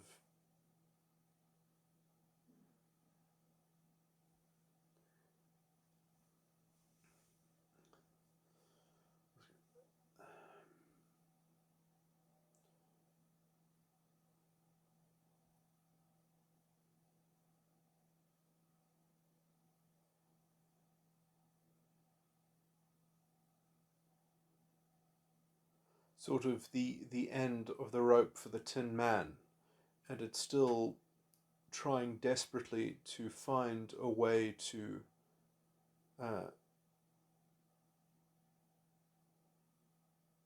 justify its domain, uh, which I do think is kind of like a holdover from materialist philosophy or something like that, or which was essentially a cult that seemingly started by Newton, or at least he started the wave of it.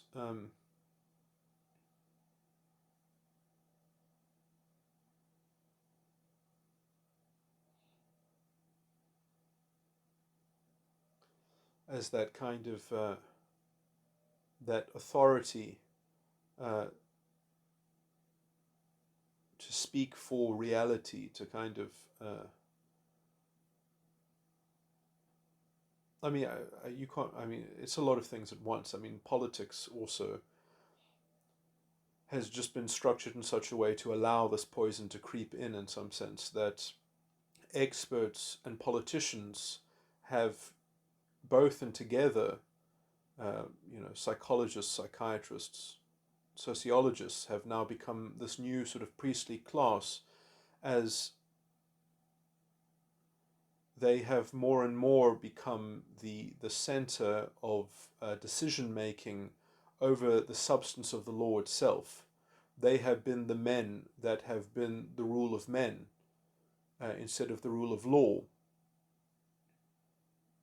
They the, this group of specialized men, not the common people themselves, in their controversies, in their legal arguments being applied against aged-old principles and set down objective criteria that are applied to everyone across the board, and against the state itself.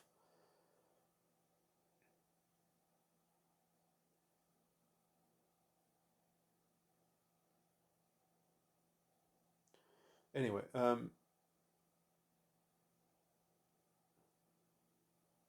when you have these types of structural corruptions, you end up with tin men that have you end up creating a glass ceiling, I would say, in which the Tin Man does not wish to have its structure challenged by its own ego. It does not wish to imagine um, that it's part of a fatalism that can only be resolved through some kind of crucifixion. Um, anyway,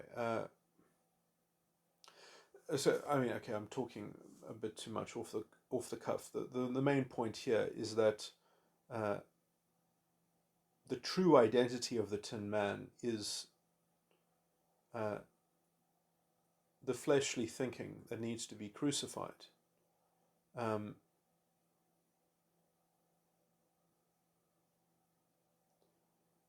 the crucifixion is something that is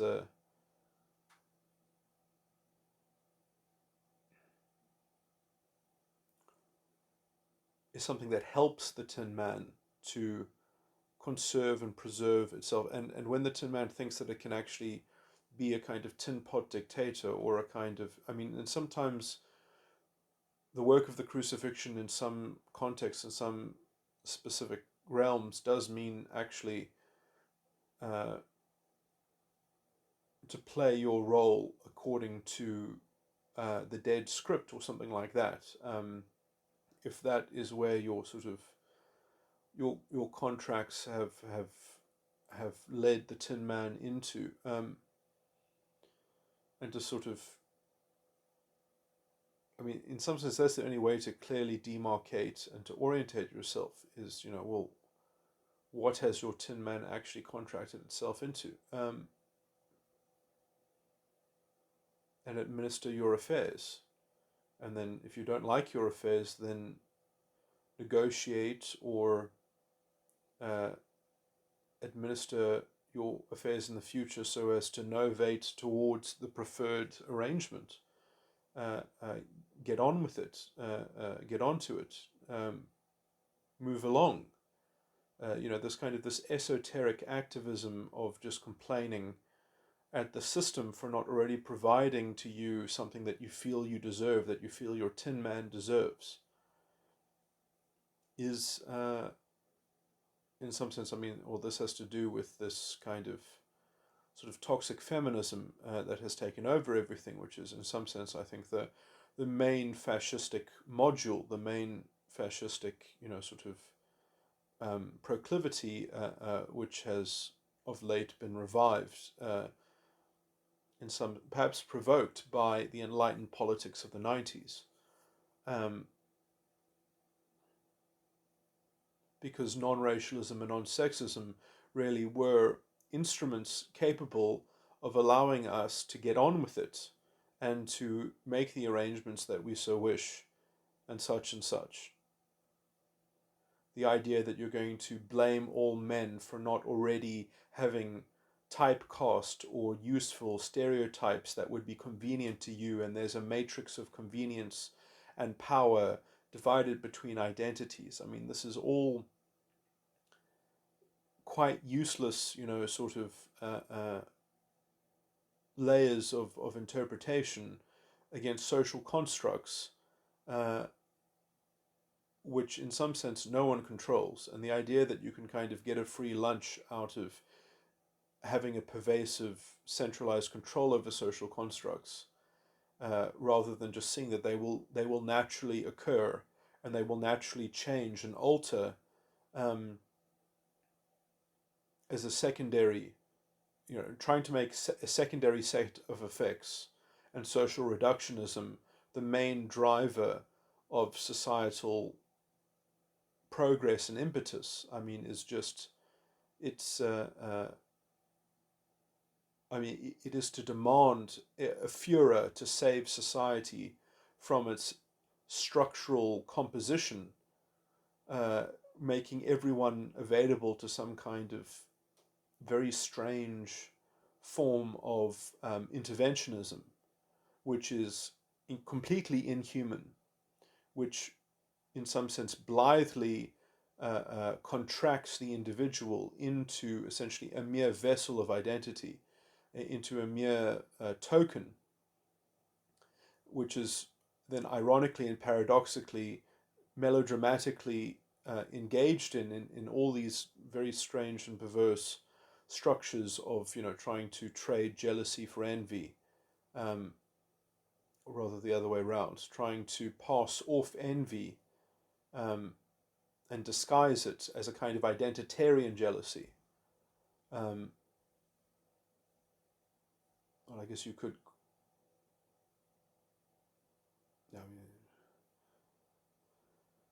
could call it jealousy for envy, in the sense that, well, uh, the idea that we all have some basic nominal identity to begin with, that must be equal in the posterior uh,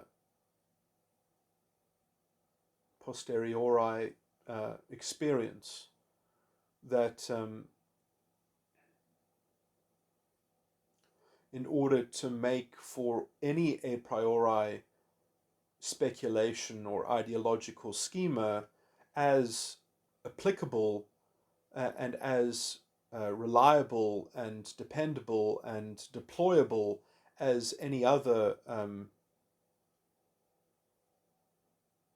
uh, uh, way of navigating experience and life. So it's a way to essentially turn life into a social reductionism, so that essentially you don't have to learn about anything in the world. You don't have to understand how anything functions. You can just use sociology um, to make way and make room for your disgusting, narcissistic, insulated, autistic feelings and self-concern, which is, blithely capable of trampling over other people's individuality, because you have reduced them all into identities that allow you to play this mechanistic sort of game, in much the same way that borderlines create uh, sort of token chess playing pieces out of people in order to orientate and triangulate themselves within a field um, of sort of social manipulation, which is even quite a private thing. I mean, this is not something that you can see in a borderline. It's something that essentially happens through the pattern of, it's a kind of self-triangulation in some sense. Um, anyway, that's, I mean, it's actually a useful analogy, but that's such a huge kettle of fish to get into, because in some sense their identity is always sort of in the process of being altered. Their identity is always in a kind of flux that is always equal to the top highest status, which they never have to work through, so much as that they can cherry pick and concoct a kind of tentative argument as to how they feel diminished by somebody else by merely identifying a perpetrator or an agent of systemic oppression.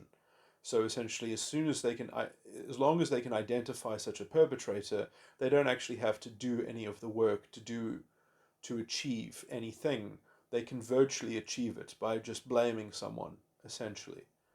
Um, and the interesting thing is that blame is always is always concocted. It's always, it's never, that blame somehow is never fallen on themselves, is never self-directed, is never put on their own identitarian faction or something like that. It's always reflected, in a very sort of I mean, in some sense, there's a parallel here to the compression thing, that their circuitry is robust and perfect, and everybody else's circuitry doesn't have the requisite patience to adapt and correlate to their circuitry, which must be seen as prime. So it's in some sense their tin man and all the tin mans of their identity or their arbitrary selected group or whatever.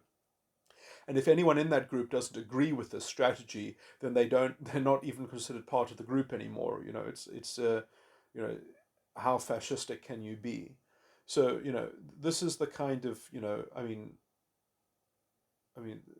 the Soviets could also be described as having this kind of mechanism. Obviously, they had a slightly different sort of structure and mythology in their ideology, but the wolf tribe, uh, in some sense, the fascism is slightly more honest about this, in the same way that identity politics is honest about it, because essentially the identity becomes like a family, whereas in the Soviet Union, the ideology was never seen as a family. It was more like a club. It was more like an associative religion. You actually had to kind of, you you really had to supposedly intellectually believe it, or at least you had to pay lip service to it.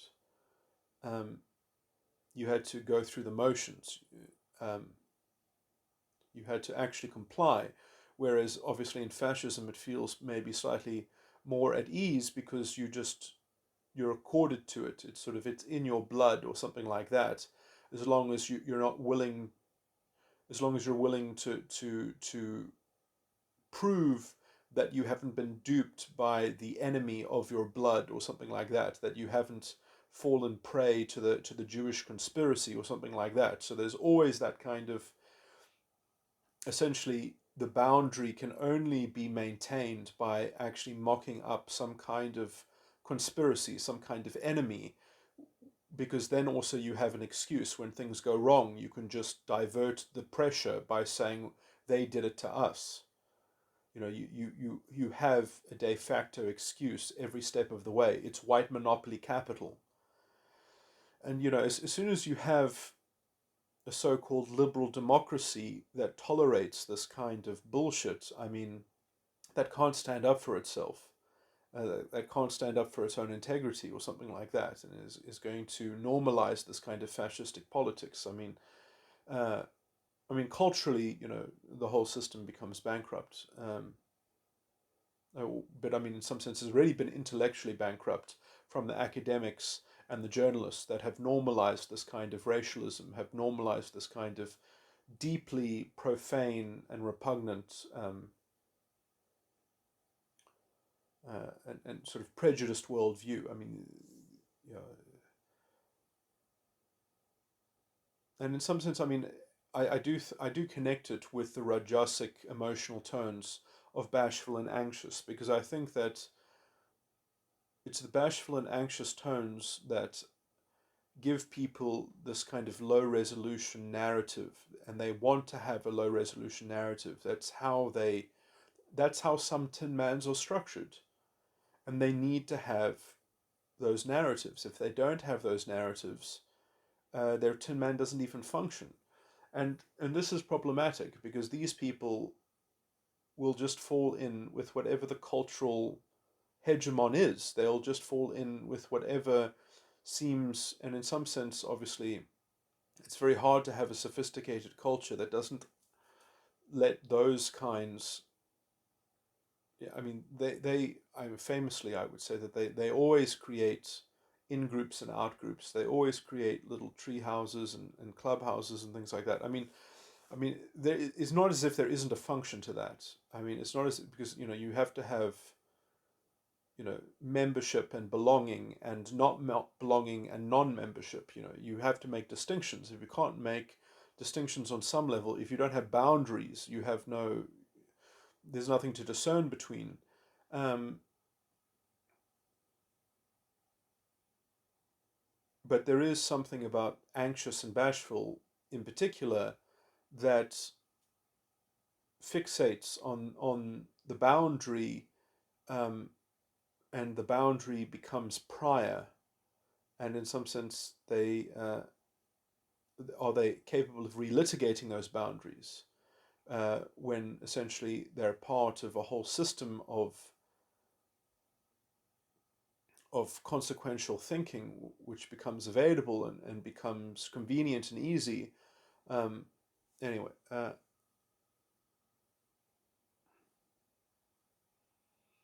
and quite frankly, they don't have the patience to not.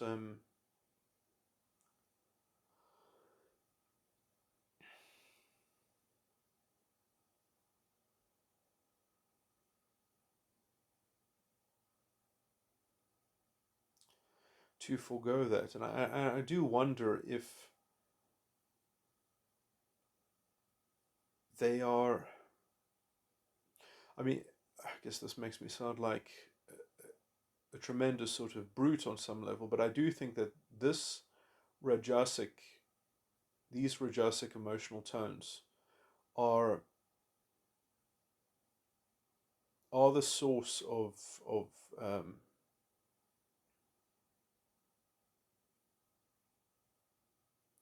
they are the basic lead, I think, that weighs everything down. And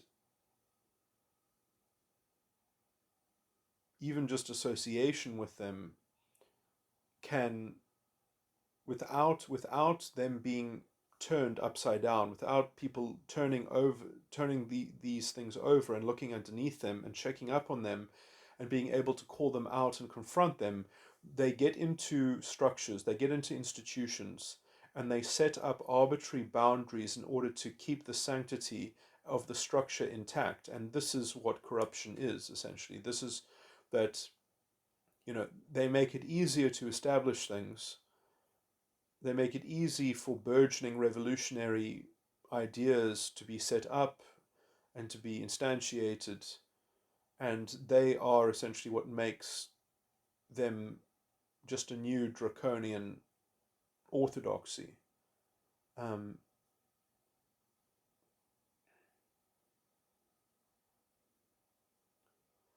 if they're very good at dealing with correlated fields of knowledge that are already established, they're very good at purveying um, deep structures and things like that, and being familiar with things, but they are excessively, uh,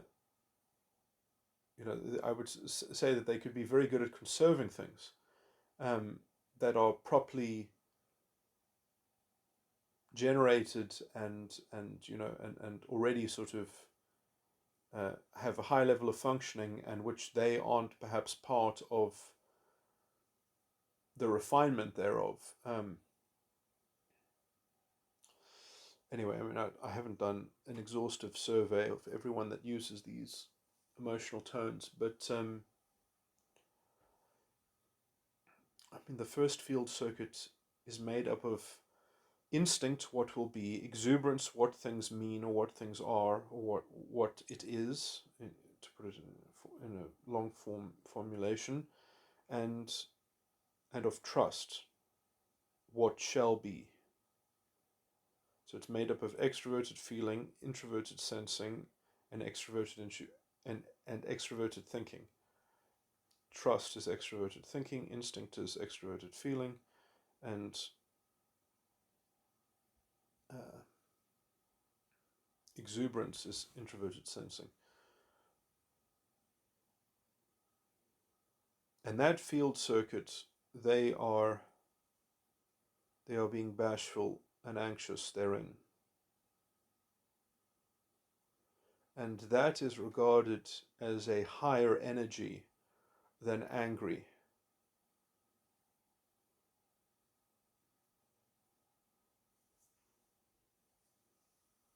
And annoyed.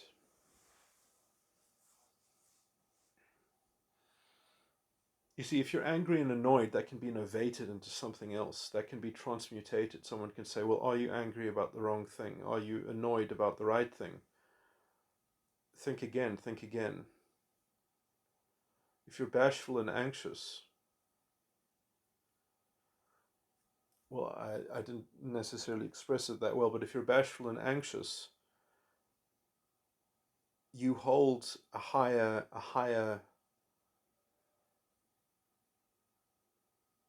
you're in a higher suit.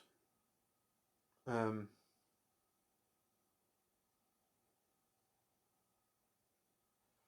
your perspective just seems more erudite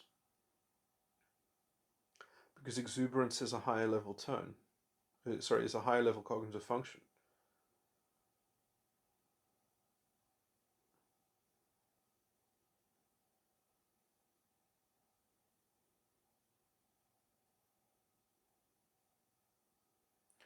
Anyway, and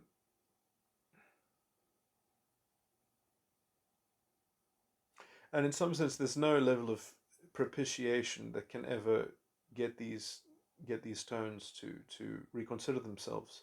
I think they are just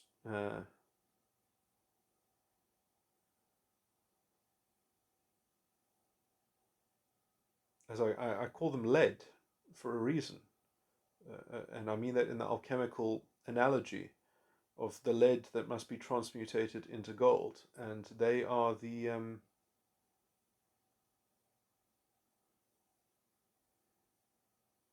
And it's that lead which becomes the crypto-fascism. It's that lead that becomes the millstone and the new orthodoxy, and they just replace one form of repression and sleight of hand with another plutocratic form of, it's anyway.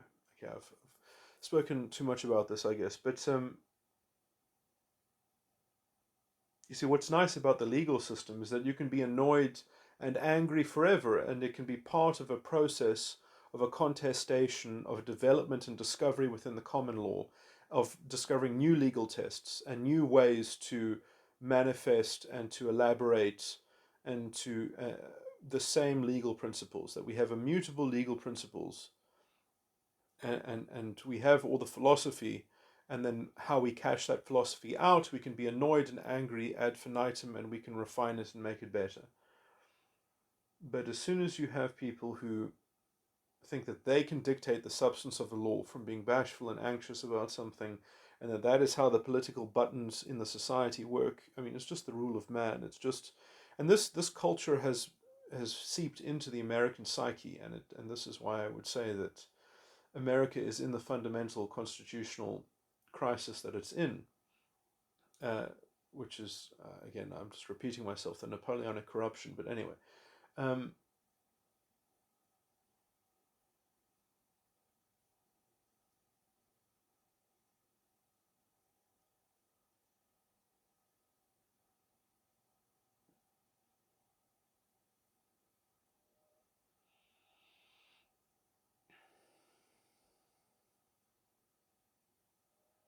that's an interesting point, though, because instinct and exuberance,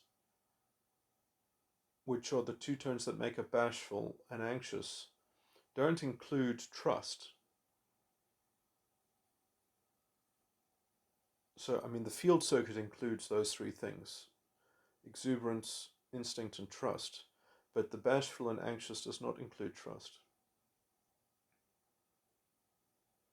It is actually the tamasic and the sattvaic emotional tones on that field circuit that involve. Actually, I don't know what the tamasic involves, but it must involve trust as one of them. I don't know. Maybe it's trust and exuberance, or maybe it's trust and. Oh, let me look it up, rather.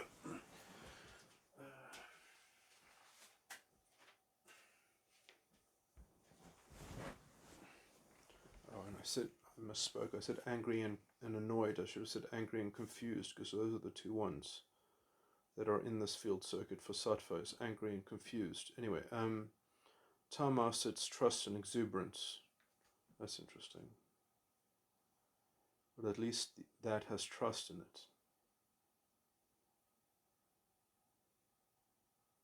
That's very interesting, because I would say negotiating that. Negotiating that. This is actually very interesting, because I think with this, what I have just been speaking about would actually be useful in a pedagogical setting. And I know this is going to sound a little bit delusional and crazy to some people, but essentially, if you could diagnose children's metatype and metagram circuitry, which I don't, according to my theory, I don't know if you would be able to necessarily do that, but I mean, because I can only conjecture as to when the circuitry starts to manifest and how set it is, or how much it can be chosen or modulated. But essentially, if you can work out which field circuits each person's metagram circuit involves, then you could put children into groups of three, and making sure that each of their field circuits had a playmate in another guna.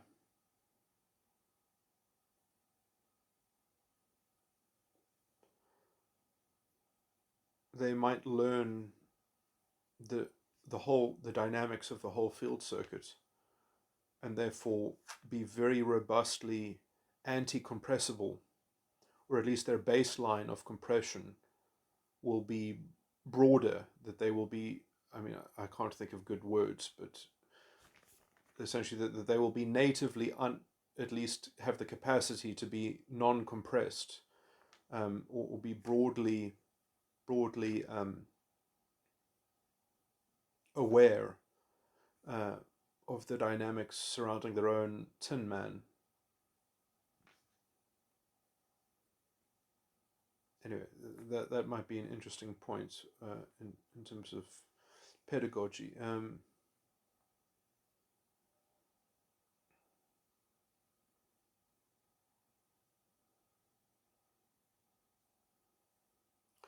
That might also be innovated to some degree, because I mean, at some point, some people's emotional tone circuitry might not be might not might be so private, in the sense that some elements within the emotional tones might just never be on display. They might be like the death and the lust, might always be masked by the dominant function. So it might only be important to sort of track the dominant functions or the parent functions or the inferior functions, and get people in groups relating to specific to specific yeah. So I'm not sure exactly how you would do the pairing, because I mean, generally also people are in at least two field circuits.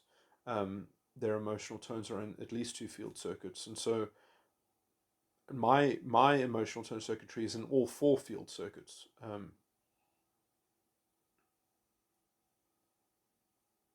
But yeah, I need to pin down and make sure that my model of circuitry in its overlay on metatype is correct, and then also, but anyway, and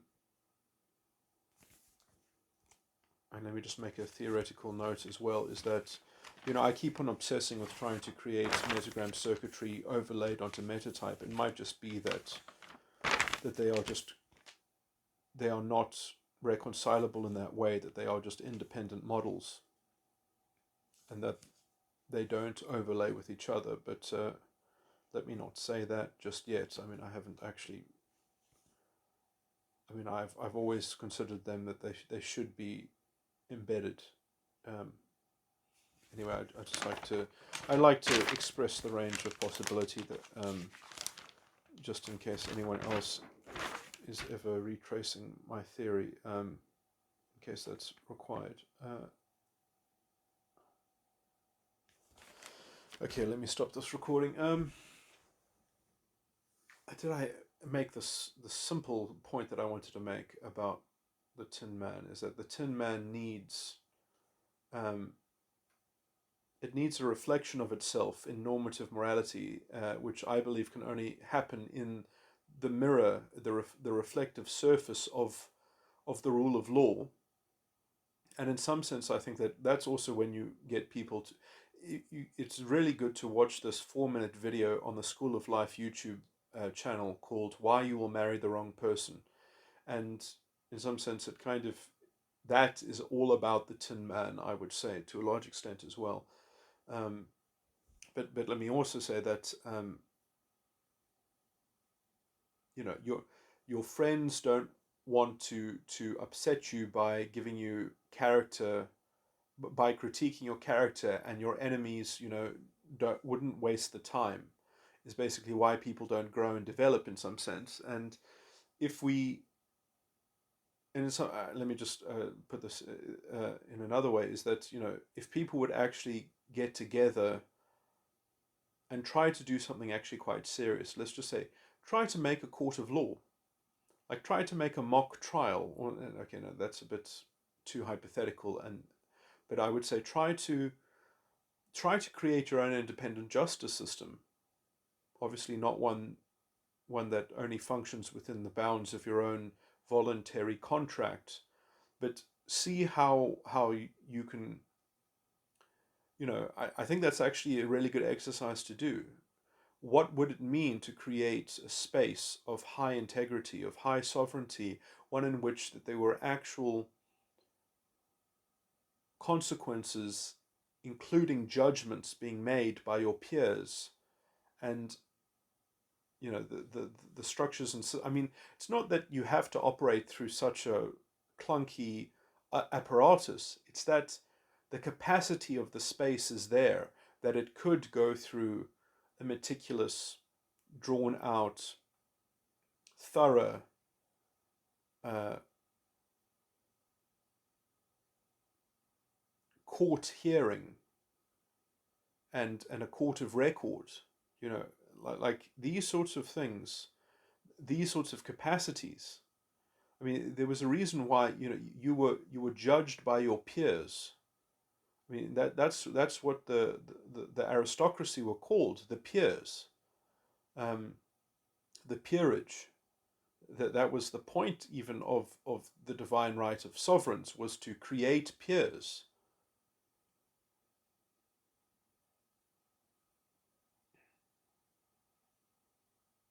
In some sense, I mean, that was somewhat of the mythical justification, the refinement of you know, that was the kind of, to some degree, the Christian impetus uh, uh, for having that kind of political arrangement. I mean, also out of a little bit of, I would argue, out of political necessity in some sense, just because of, in some sense, merely because of the technology. As soon as you had, I mean, people had barons, and the feudal lords were in a very stable position until the invention of the cannons. And as soon as you actually had cannons that could destroy castle walls, no one built castles anymore because they were useless essentially. And the reason why the king, like an actual big king, because I mean, you know, before there were five kings, or let's say loose, um, political, or not too loose, but essentially there were many kingdoms, and then there was one king because essentially you needed to centralize the power of the cannon. Um,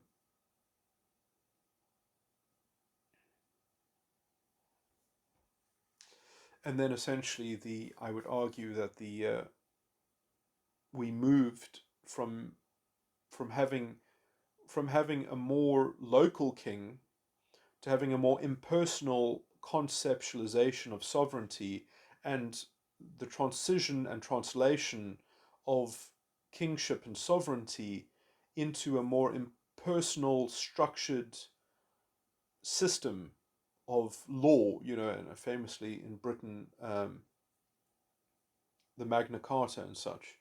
Uh, okay, I'm going to stop this recording now, but anyway.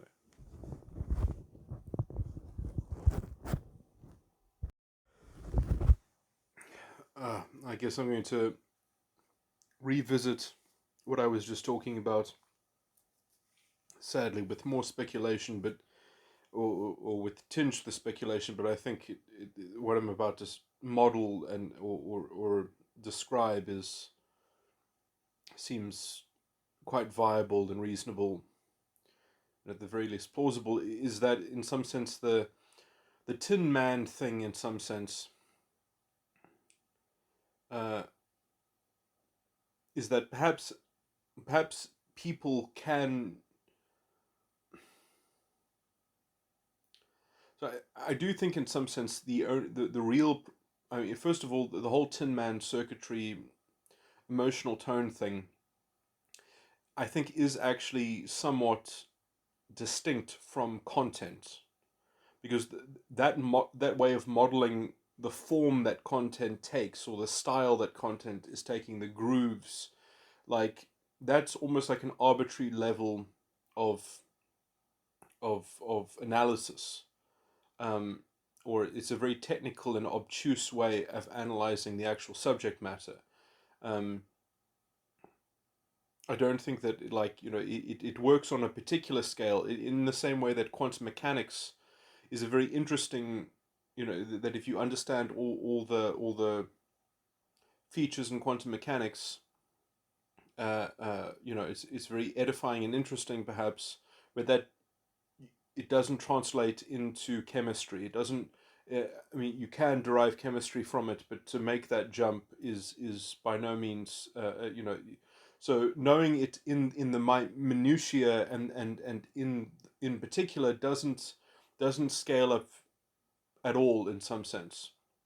It can help you within a bounded context, and already that level of analysis becomes perhaps slightly abstract or obtuse, because it really has to be contextualized within, because any field circuit can be recontextualized in any other field circuit as well. Uh, so there is so many sort of multivariant layers of complexity. Um, so I just want to put that out there, that in essence the what really causes problems and breakdowns is something as if people are too tightly bound up and wound into a compressed false ego complex, or at least their unconscious circuitry in their false ego complex. They are too closely identifying with their tin man, and they cannot see the emotional tones in adjacent to the emotional tones that their tin man circuitry is running on.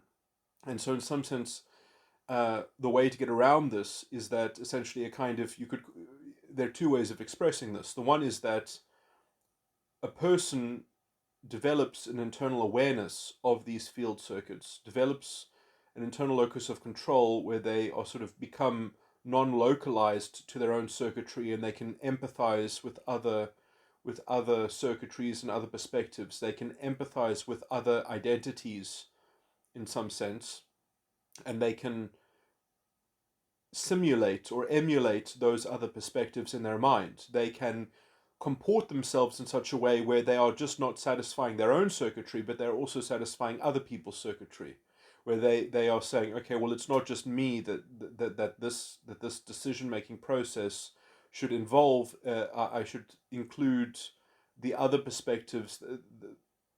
I should try to broadly satisfy just not my own particular compressed circuitry, but also anticipate or imagine other people's inputs or something like that, or make allowances for particular negotiation, particular, inviting or offering other people, and not just projecting things onto them, uh, um, but essentially anticipating negotiation or persuasion or being convincing or something like that. Anyway, so that kind of stuff. There's that where essentially, and you could say that the individual, the one person, is essentially has an open door to being compliant with something like an everyman normative ethical, in which would be appropriate, especially in certain subject matters, in certain decision making, you know obviously not in every field of life perhaps, but some things can be private, some things, anyway, uh, just have to be between two people, or something like that. Anyway, uh, I mean, obviously, this matters more when you're doing things that uh, are involved with institutions or organizations and structures and social uh,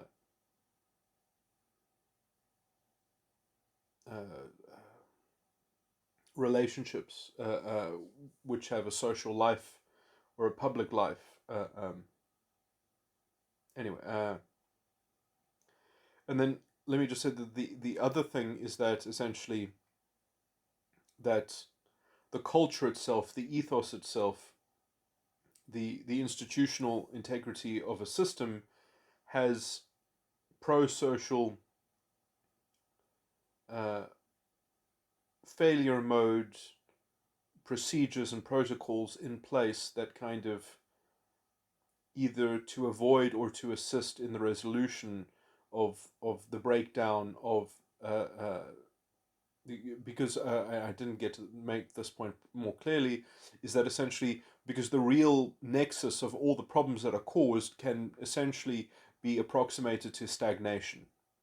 That in that essentially if a particular individual is not capable of, if they have a blind spot on their in one of their field circuits, and therefore because they have that blind spot, they are what's the word they have a proclivity to sort of use that as a garbage bag, as a rubbish dump, as a kind of as a basket or an abyss of shadow, which they can just freely sort of tap into that endless well of so essentially by villainizing a certain emotional tone or something like that, uh, um, or it's not really just villainizing it, but actually sort of by weirdly embodying it, but also rejecting it simultaneously. So it's it's not really much like villainizing. It's more like sort of um, concretizing into a, into a kind of into a static permanent feature or something like that, um, into a narrative or something like that, into a fixed point of view. And because of that fixed point of view that has this kind of implicit claim built into its own identity, it's sort of it's it's um, it's protected, but also stuck in a kind of tacit Cold War in some sense, in which that tension sort of proliferates into everything, um, becomes a kind of blanket metaphysical condition or something. Anyway, so and everything that that person does has almost symbolically that tension built into it. Now, so that kind of blind spot.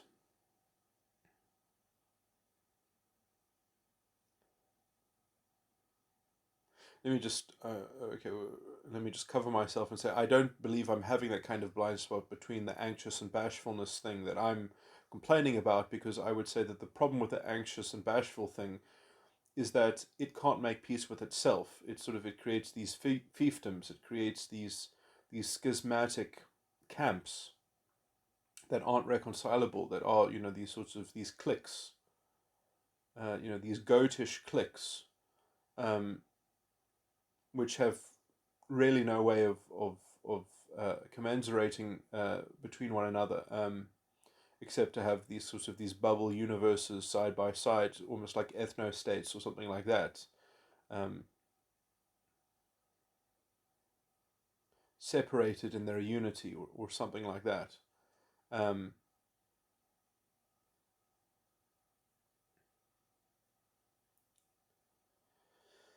anyway, so my point is that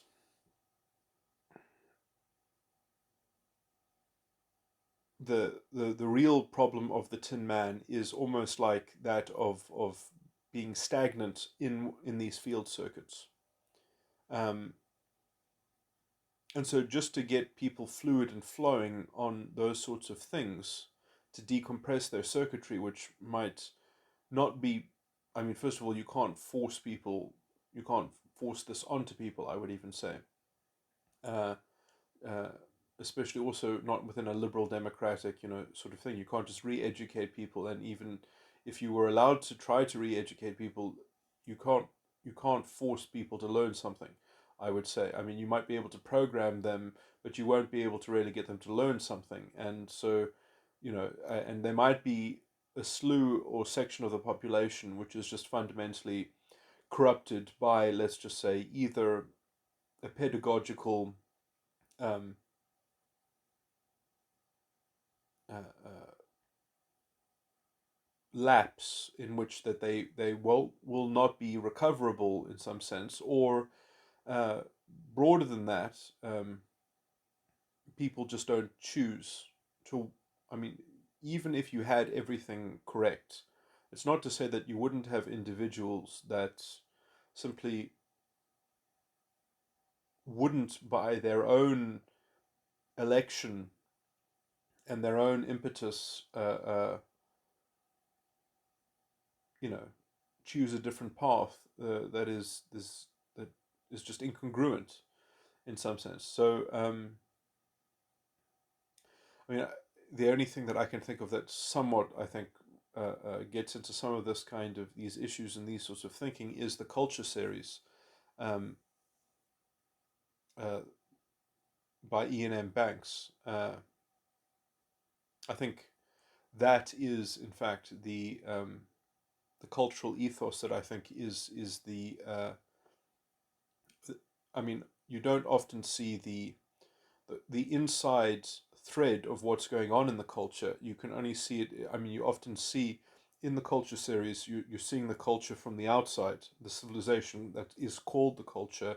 You see it from the outside, and you can only sort of guess the complexity and the sophistication and the freedom that exists within the culture, um, and the fluid structures and such. But anyway,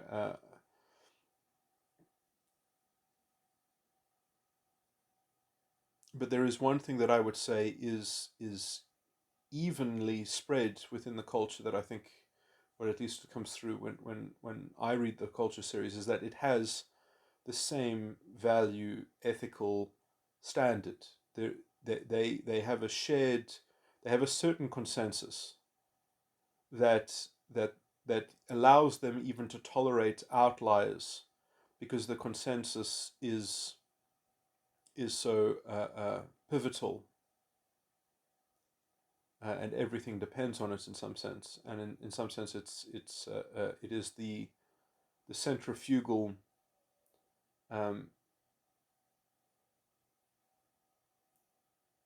anyway. And to put this in practical terms, I think that what that would actually look like is an understanding of, let's say, Tin Man mechanics or something like that, and knowing how to repair uh,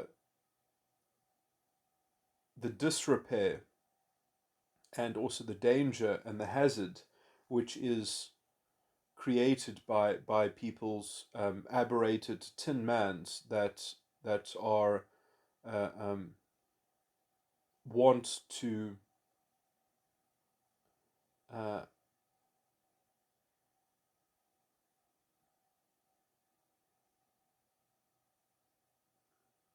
get into a kind of creature comfort identity, sort of self-identified, self-concerned sort of reality tunnel that allows them to justify essentially treating the field circuits in a haphazard way, in a lopsided way, in a compressed way, with projecting blind spots, in order to, in some sense, I think that there is always some level of bad faith that is accompanied by this. I mean, and there are interesting conundrums where people try to sort of self delude themselves in quite sophisticated ways so as to overlook their own oversight, um, and hide their own accountability,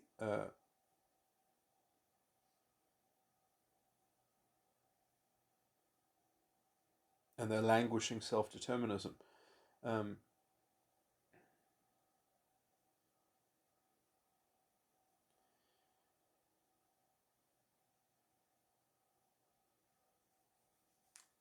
but yeah, let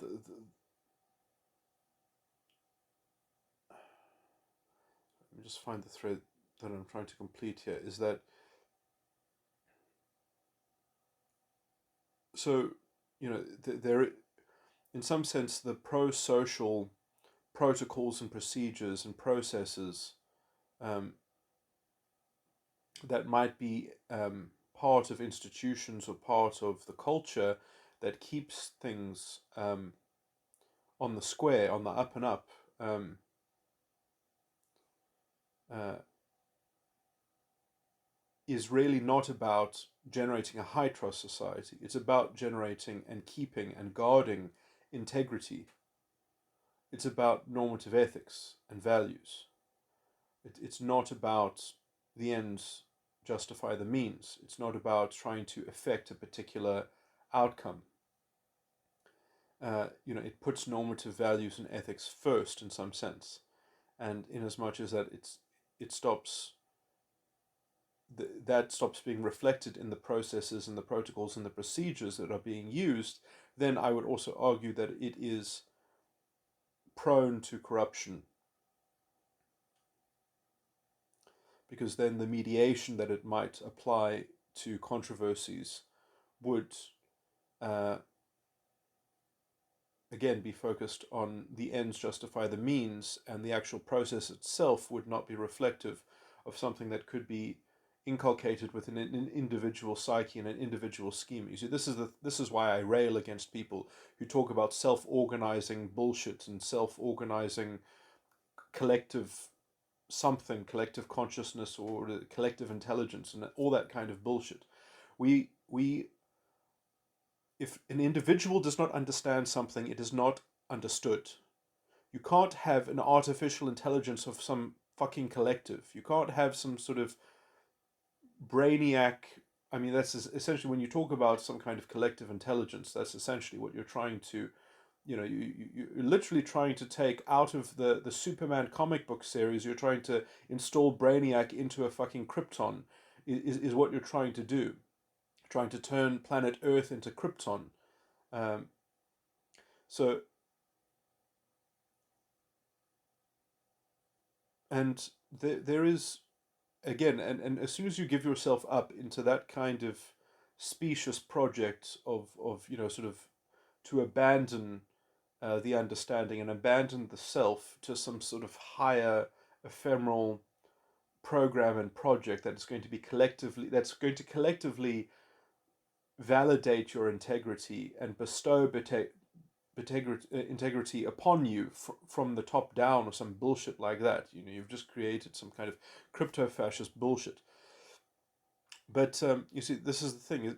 The idea is, oh well, we have people that are on this level, and therefore they will never be able to, they'll never be able to negotiate themselves. But they deserve a better financial system.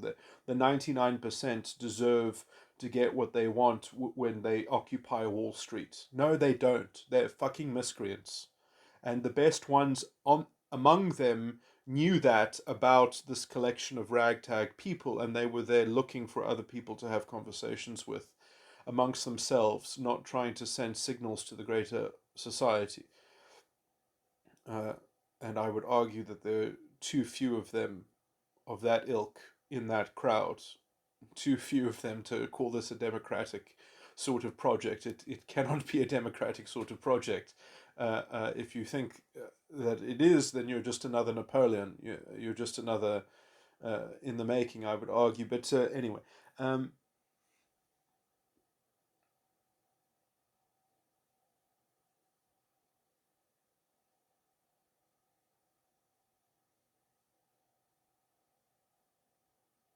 video modeling. When I say modeling, I was modeling the solution is really both the means and the ends. And obviously, in some sense, modeling the solution, or we can all imagine some dictatorship in which we could have an alternative structure that would perhaps fix the problems of today and generate unforeseen problems of tomorrow. And in some sense, the biggest problem that we have is that of the psyche itself, is that if we had a society without scarcity, if we had a society without money or something like that, I think that you wouldn't actually be able to get out of not using some kind of money, because then you would really force people to live under some disgusting, diminutive, sort of everything would be rationed to you, and work would also have to be rationed to you. Um, where would the independent, where would the independence of the spirit be uh, manifested? Where would it be? How could it be expressed? Um, but the real question is that can people actually coordinate? Can people actually build something together and making it an alternative model, an alternative system uh, that has a functioning culture that is capable of reproducing itself and stabilizing itself? And in some sense, you perhaps can't even know the answer to that question until you've grown it to a certain size. And in some sense, I would think that materially it would have to be a kind of halfway house, that you wouldn't be able to have full independence. And in some sense, it might even be useful for it to be part of the market, or have a kind of mixed market interface, in that as a collective it would trade with the market, for its own convenience and perhaps to support the market, to find ways to actually sustain the health and longevity of the market, and even to almost have a free hand of being able to mold it in some sense, because having a functional independence would give you the leeway to be a good Samaritan, to be a essentially to be an actor within geopolitics even, that essentially had no vested interests other than peace and tranquility, in some sense,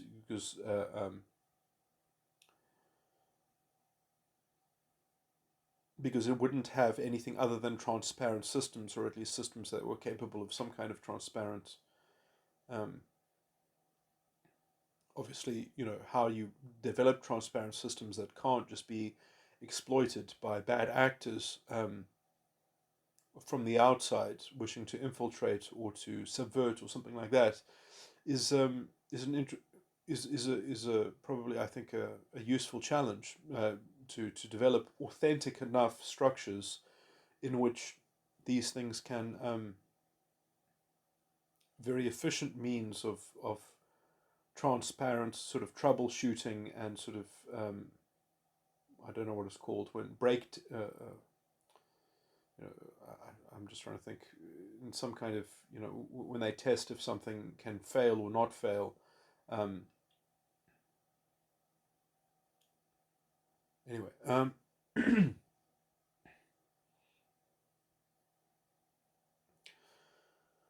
so what is my point here? Is that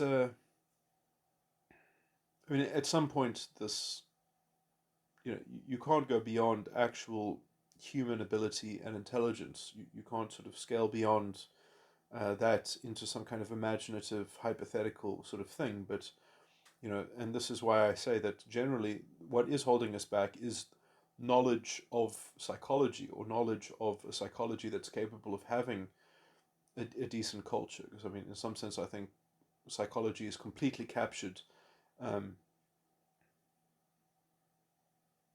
within normalizing a system, a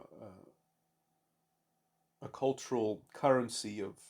I mean, the academy itself is, I consider it to be intellectually bankrupt. Um, the social justice sort of phenomena is a perfect example of this, but I do think that I must keep on pointing out that that didn't happen as an independent corruption. That, I believe, was past the parcel from the hard physicists, even, and the hard science people and their white lab coats that turned those status symbols uh, uh, into a kind of substitution for normative morality. That how we could, and in some sense, I mean, that to me is it is part of the American corruption, that the American legal system is just fundamentally vacuous and morally hollow. Um, that they try to reduce everything into questions of fact so that experts can tell them what the best evidence says, and then they can just follow that, and essentially that is the only test if something is rational or not. There are no higher principles other than what the fiat of the legislative houses are willing to do within the very blurry lines and the lines in the sand, which get redrawn all the time in terms of the constitutional rights,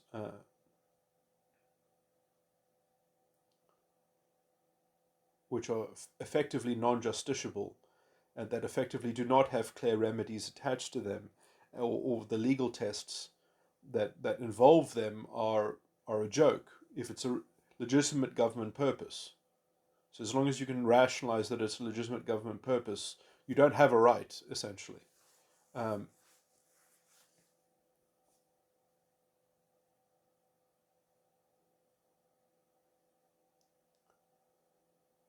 as long as the legitimate government purpose is being rationally, in inverted commas, pursued, there is no normative thing in that rationality. So, I mean, America has substituted the rule of law with due process, which is an interesting experiment, but it is another manifestation of the rule of man. It's another manifestation of I mean, of the Napoleonic corruption. But anyway, um, there's no the substantive law in America is trial and error. It is gets repealed and reformed. There's no core substantive law, and whatever is core is void for vagueness. Essentially, it's non-justiciable political rhetoric that has been installed in a legal tradition that is, quite frankly, doesn't hold real water.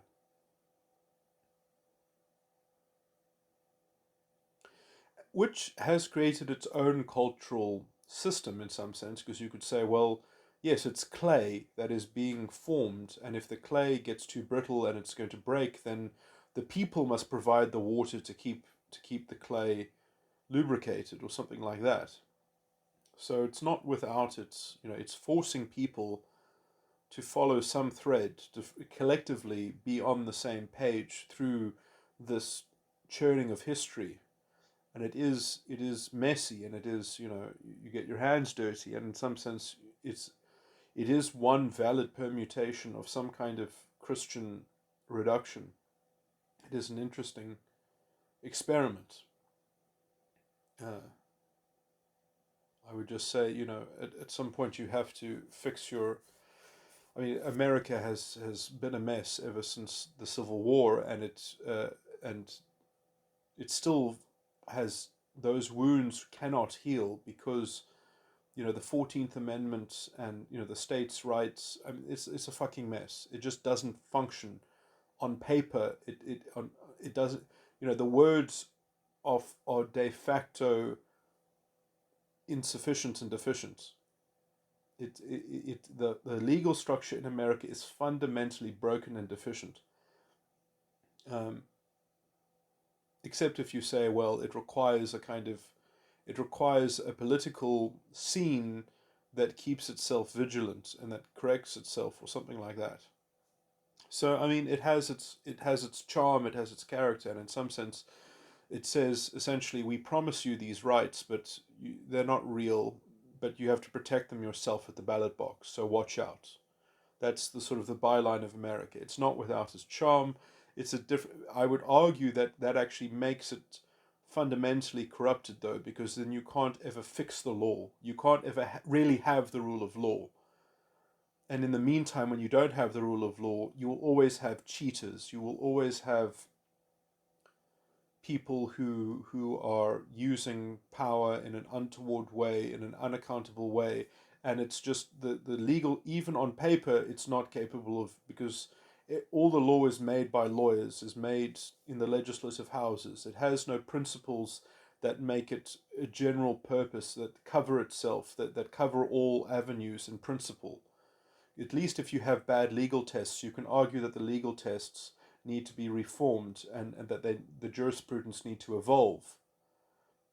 But the jurisprudence in America is fucking brittle, and it's dependent from the legislative structures. And in some sense, I don't even know what they're doing with their high courts in America, because uh, what are they even for? I mean, what can they even do? Because, like, you know, they are functioning on the presumption that the amendments and the rights in the Bill of Rights are a cohesive permanent thing, and they're not even that, because they are just amendments, and they could even be uh, removed or repealed or anyway. So even like how they try to synthesize all of this into a legal canon. In principle, it's not even a fixed mark. It's not even a fixed target. It's just it's a historical state which is contingent on that historical state having a particular kind of permanence, which in some sense, something that has the status of an amendment in a constitution, it's not even in the main body of the constitution. What real permanent status does it even have?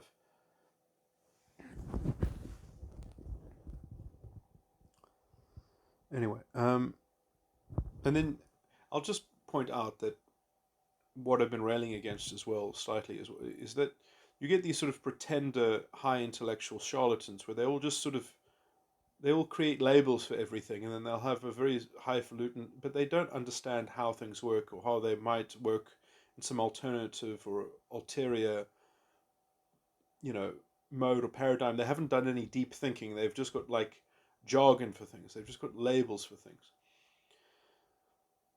And the idea is that sort of if you pretend to call something by its name, then you have power over it or something like that. Then you've captured it, you've ensnared it, or something like that. And where's the humility in that? Where anyway? So, but that's a lecture that I've given in a much more cogent way in another part of my recordings. But anyway, and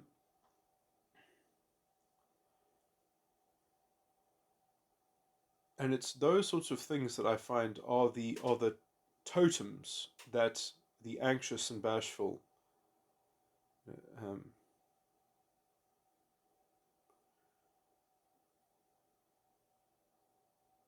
anyway.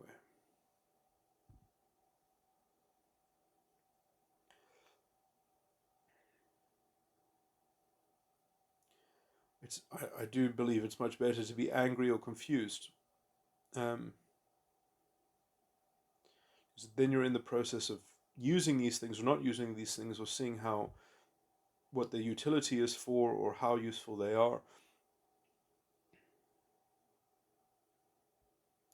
But I mean, I must say there is something to the paradigm of being anxious or bashful, is that you can see the totems that people find convenient and comfortable by.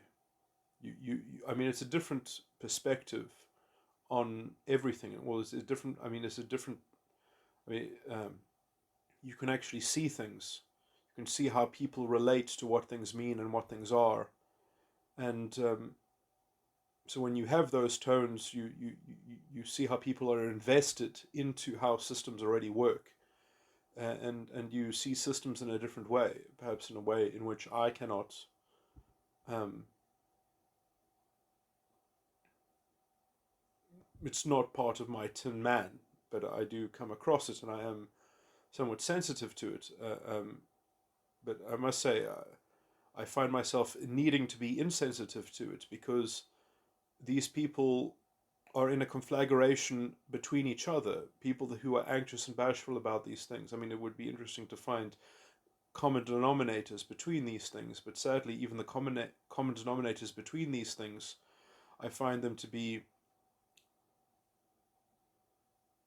very troubling, essentially, because if you reduce things into that kind of oversimplification, you get into very, very problematic areas. You end up in way, if you want to settle for those sorts of things, if you want to placate people with those kinds of sensitivities and sentiments, you end up in a world in which it very quickly, I would say, resembles the worst kind of hell, the worst kind of hellscape. You know, because, well, everyone somehow needs to be the pharaoh of something.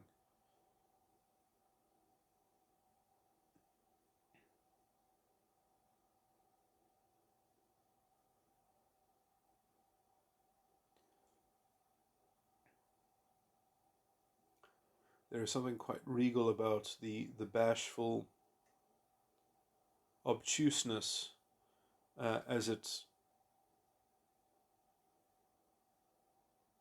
snubs, in some sense, or stymies the confusion of others, so that it cannot be resolved. It creates a freeze.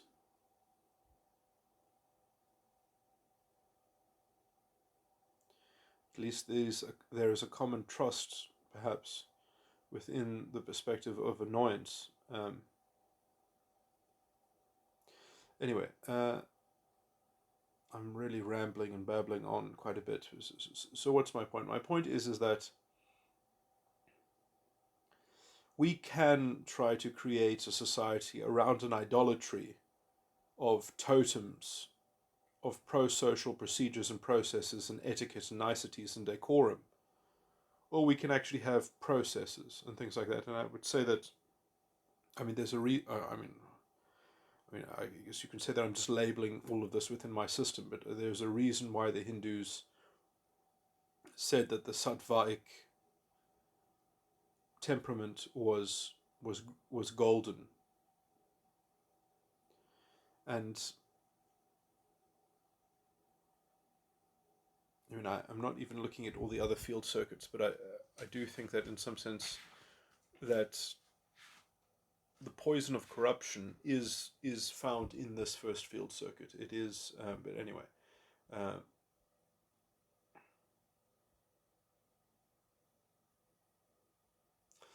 Although, I mean, let me think. I mean, it doesn't involve. I'm just trying to think because in Kabbalah, it's the reason why the kingdom does not manifest is because Yesod needs to be purified, and Yesod needs to be purified by Tipura.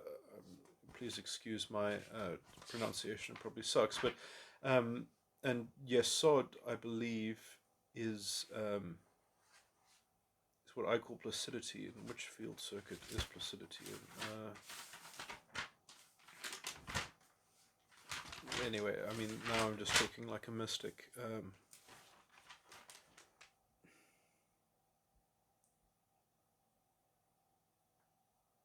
Second field circuit.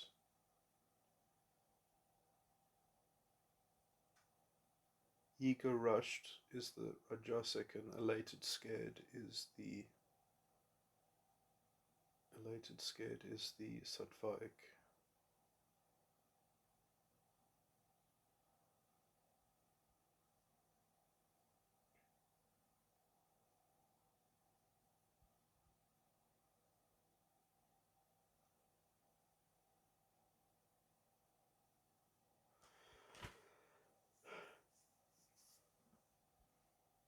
Anyway, I mean, all the Tin Man circuitry is also more complicated in a way that I need to become more familiar with, perhaps as well. That because essentially people don't just have these emotional tones statically inside themselves; they're trying to translate them and transfer them into.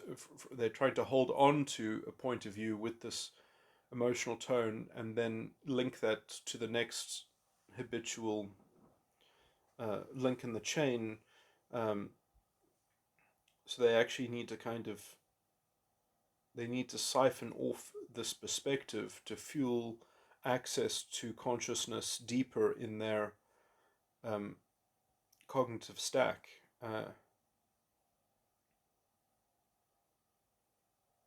There's a digestion that has to occur so that the next emotional tone can be fed and energized. Um,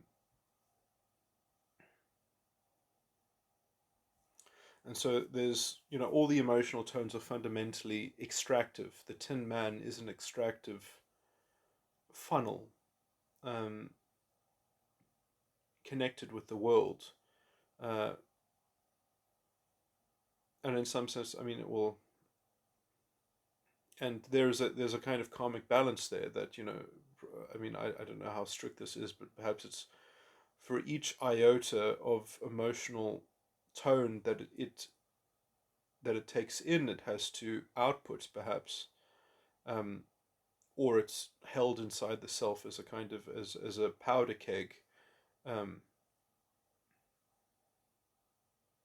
that will cause stagnation if it's attached to um, or create sympathetic mechanisms of anyway. I mean, at some point I'm going to have to resurvey all the psychopathologies that I've been talking about and see if I can route them into metagram circuitry. So this is the problem, because I only really have my own circuitry. I need to start typing people in metagram again and see them in metatype and work out if this where the overlay is and become more familiar with metagram circuitry again. I must say I hate it. Metagram circuitry. Literally, I had to go crazy to compile and to uh, coalesce all the observation of as cognitive functions. But anyway, let me stop this horrible recording.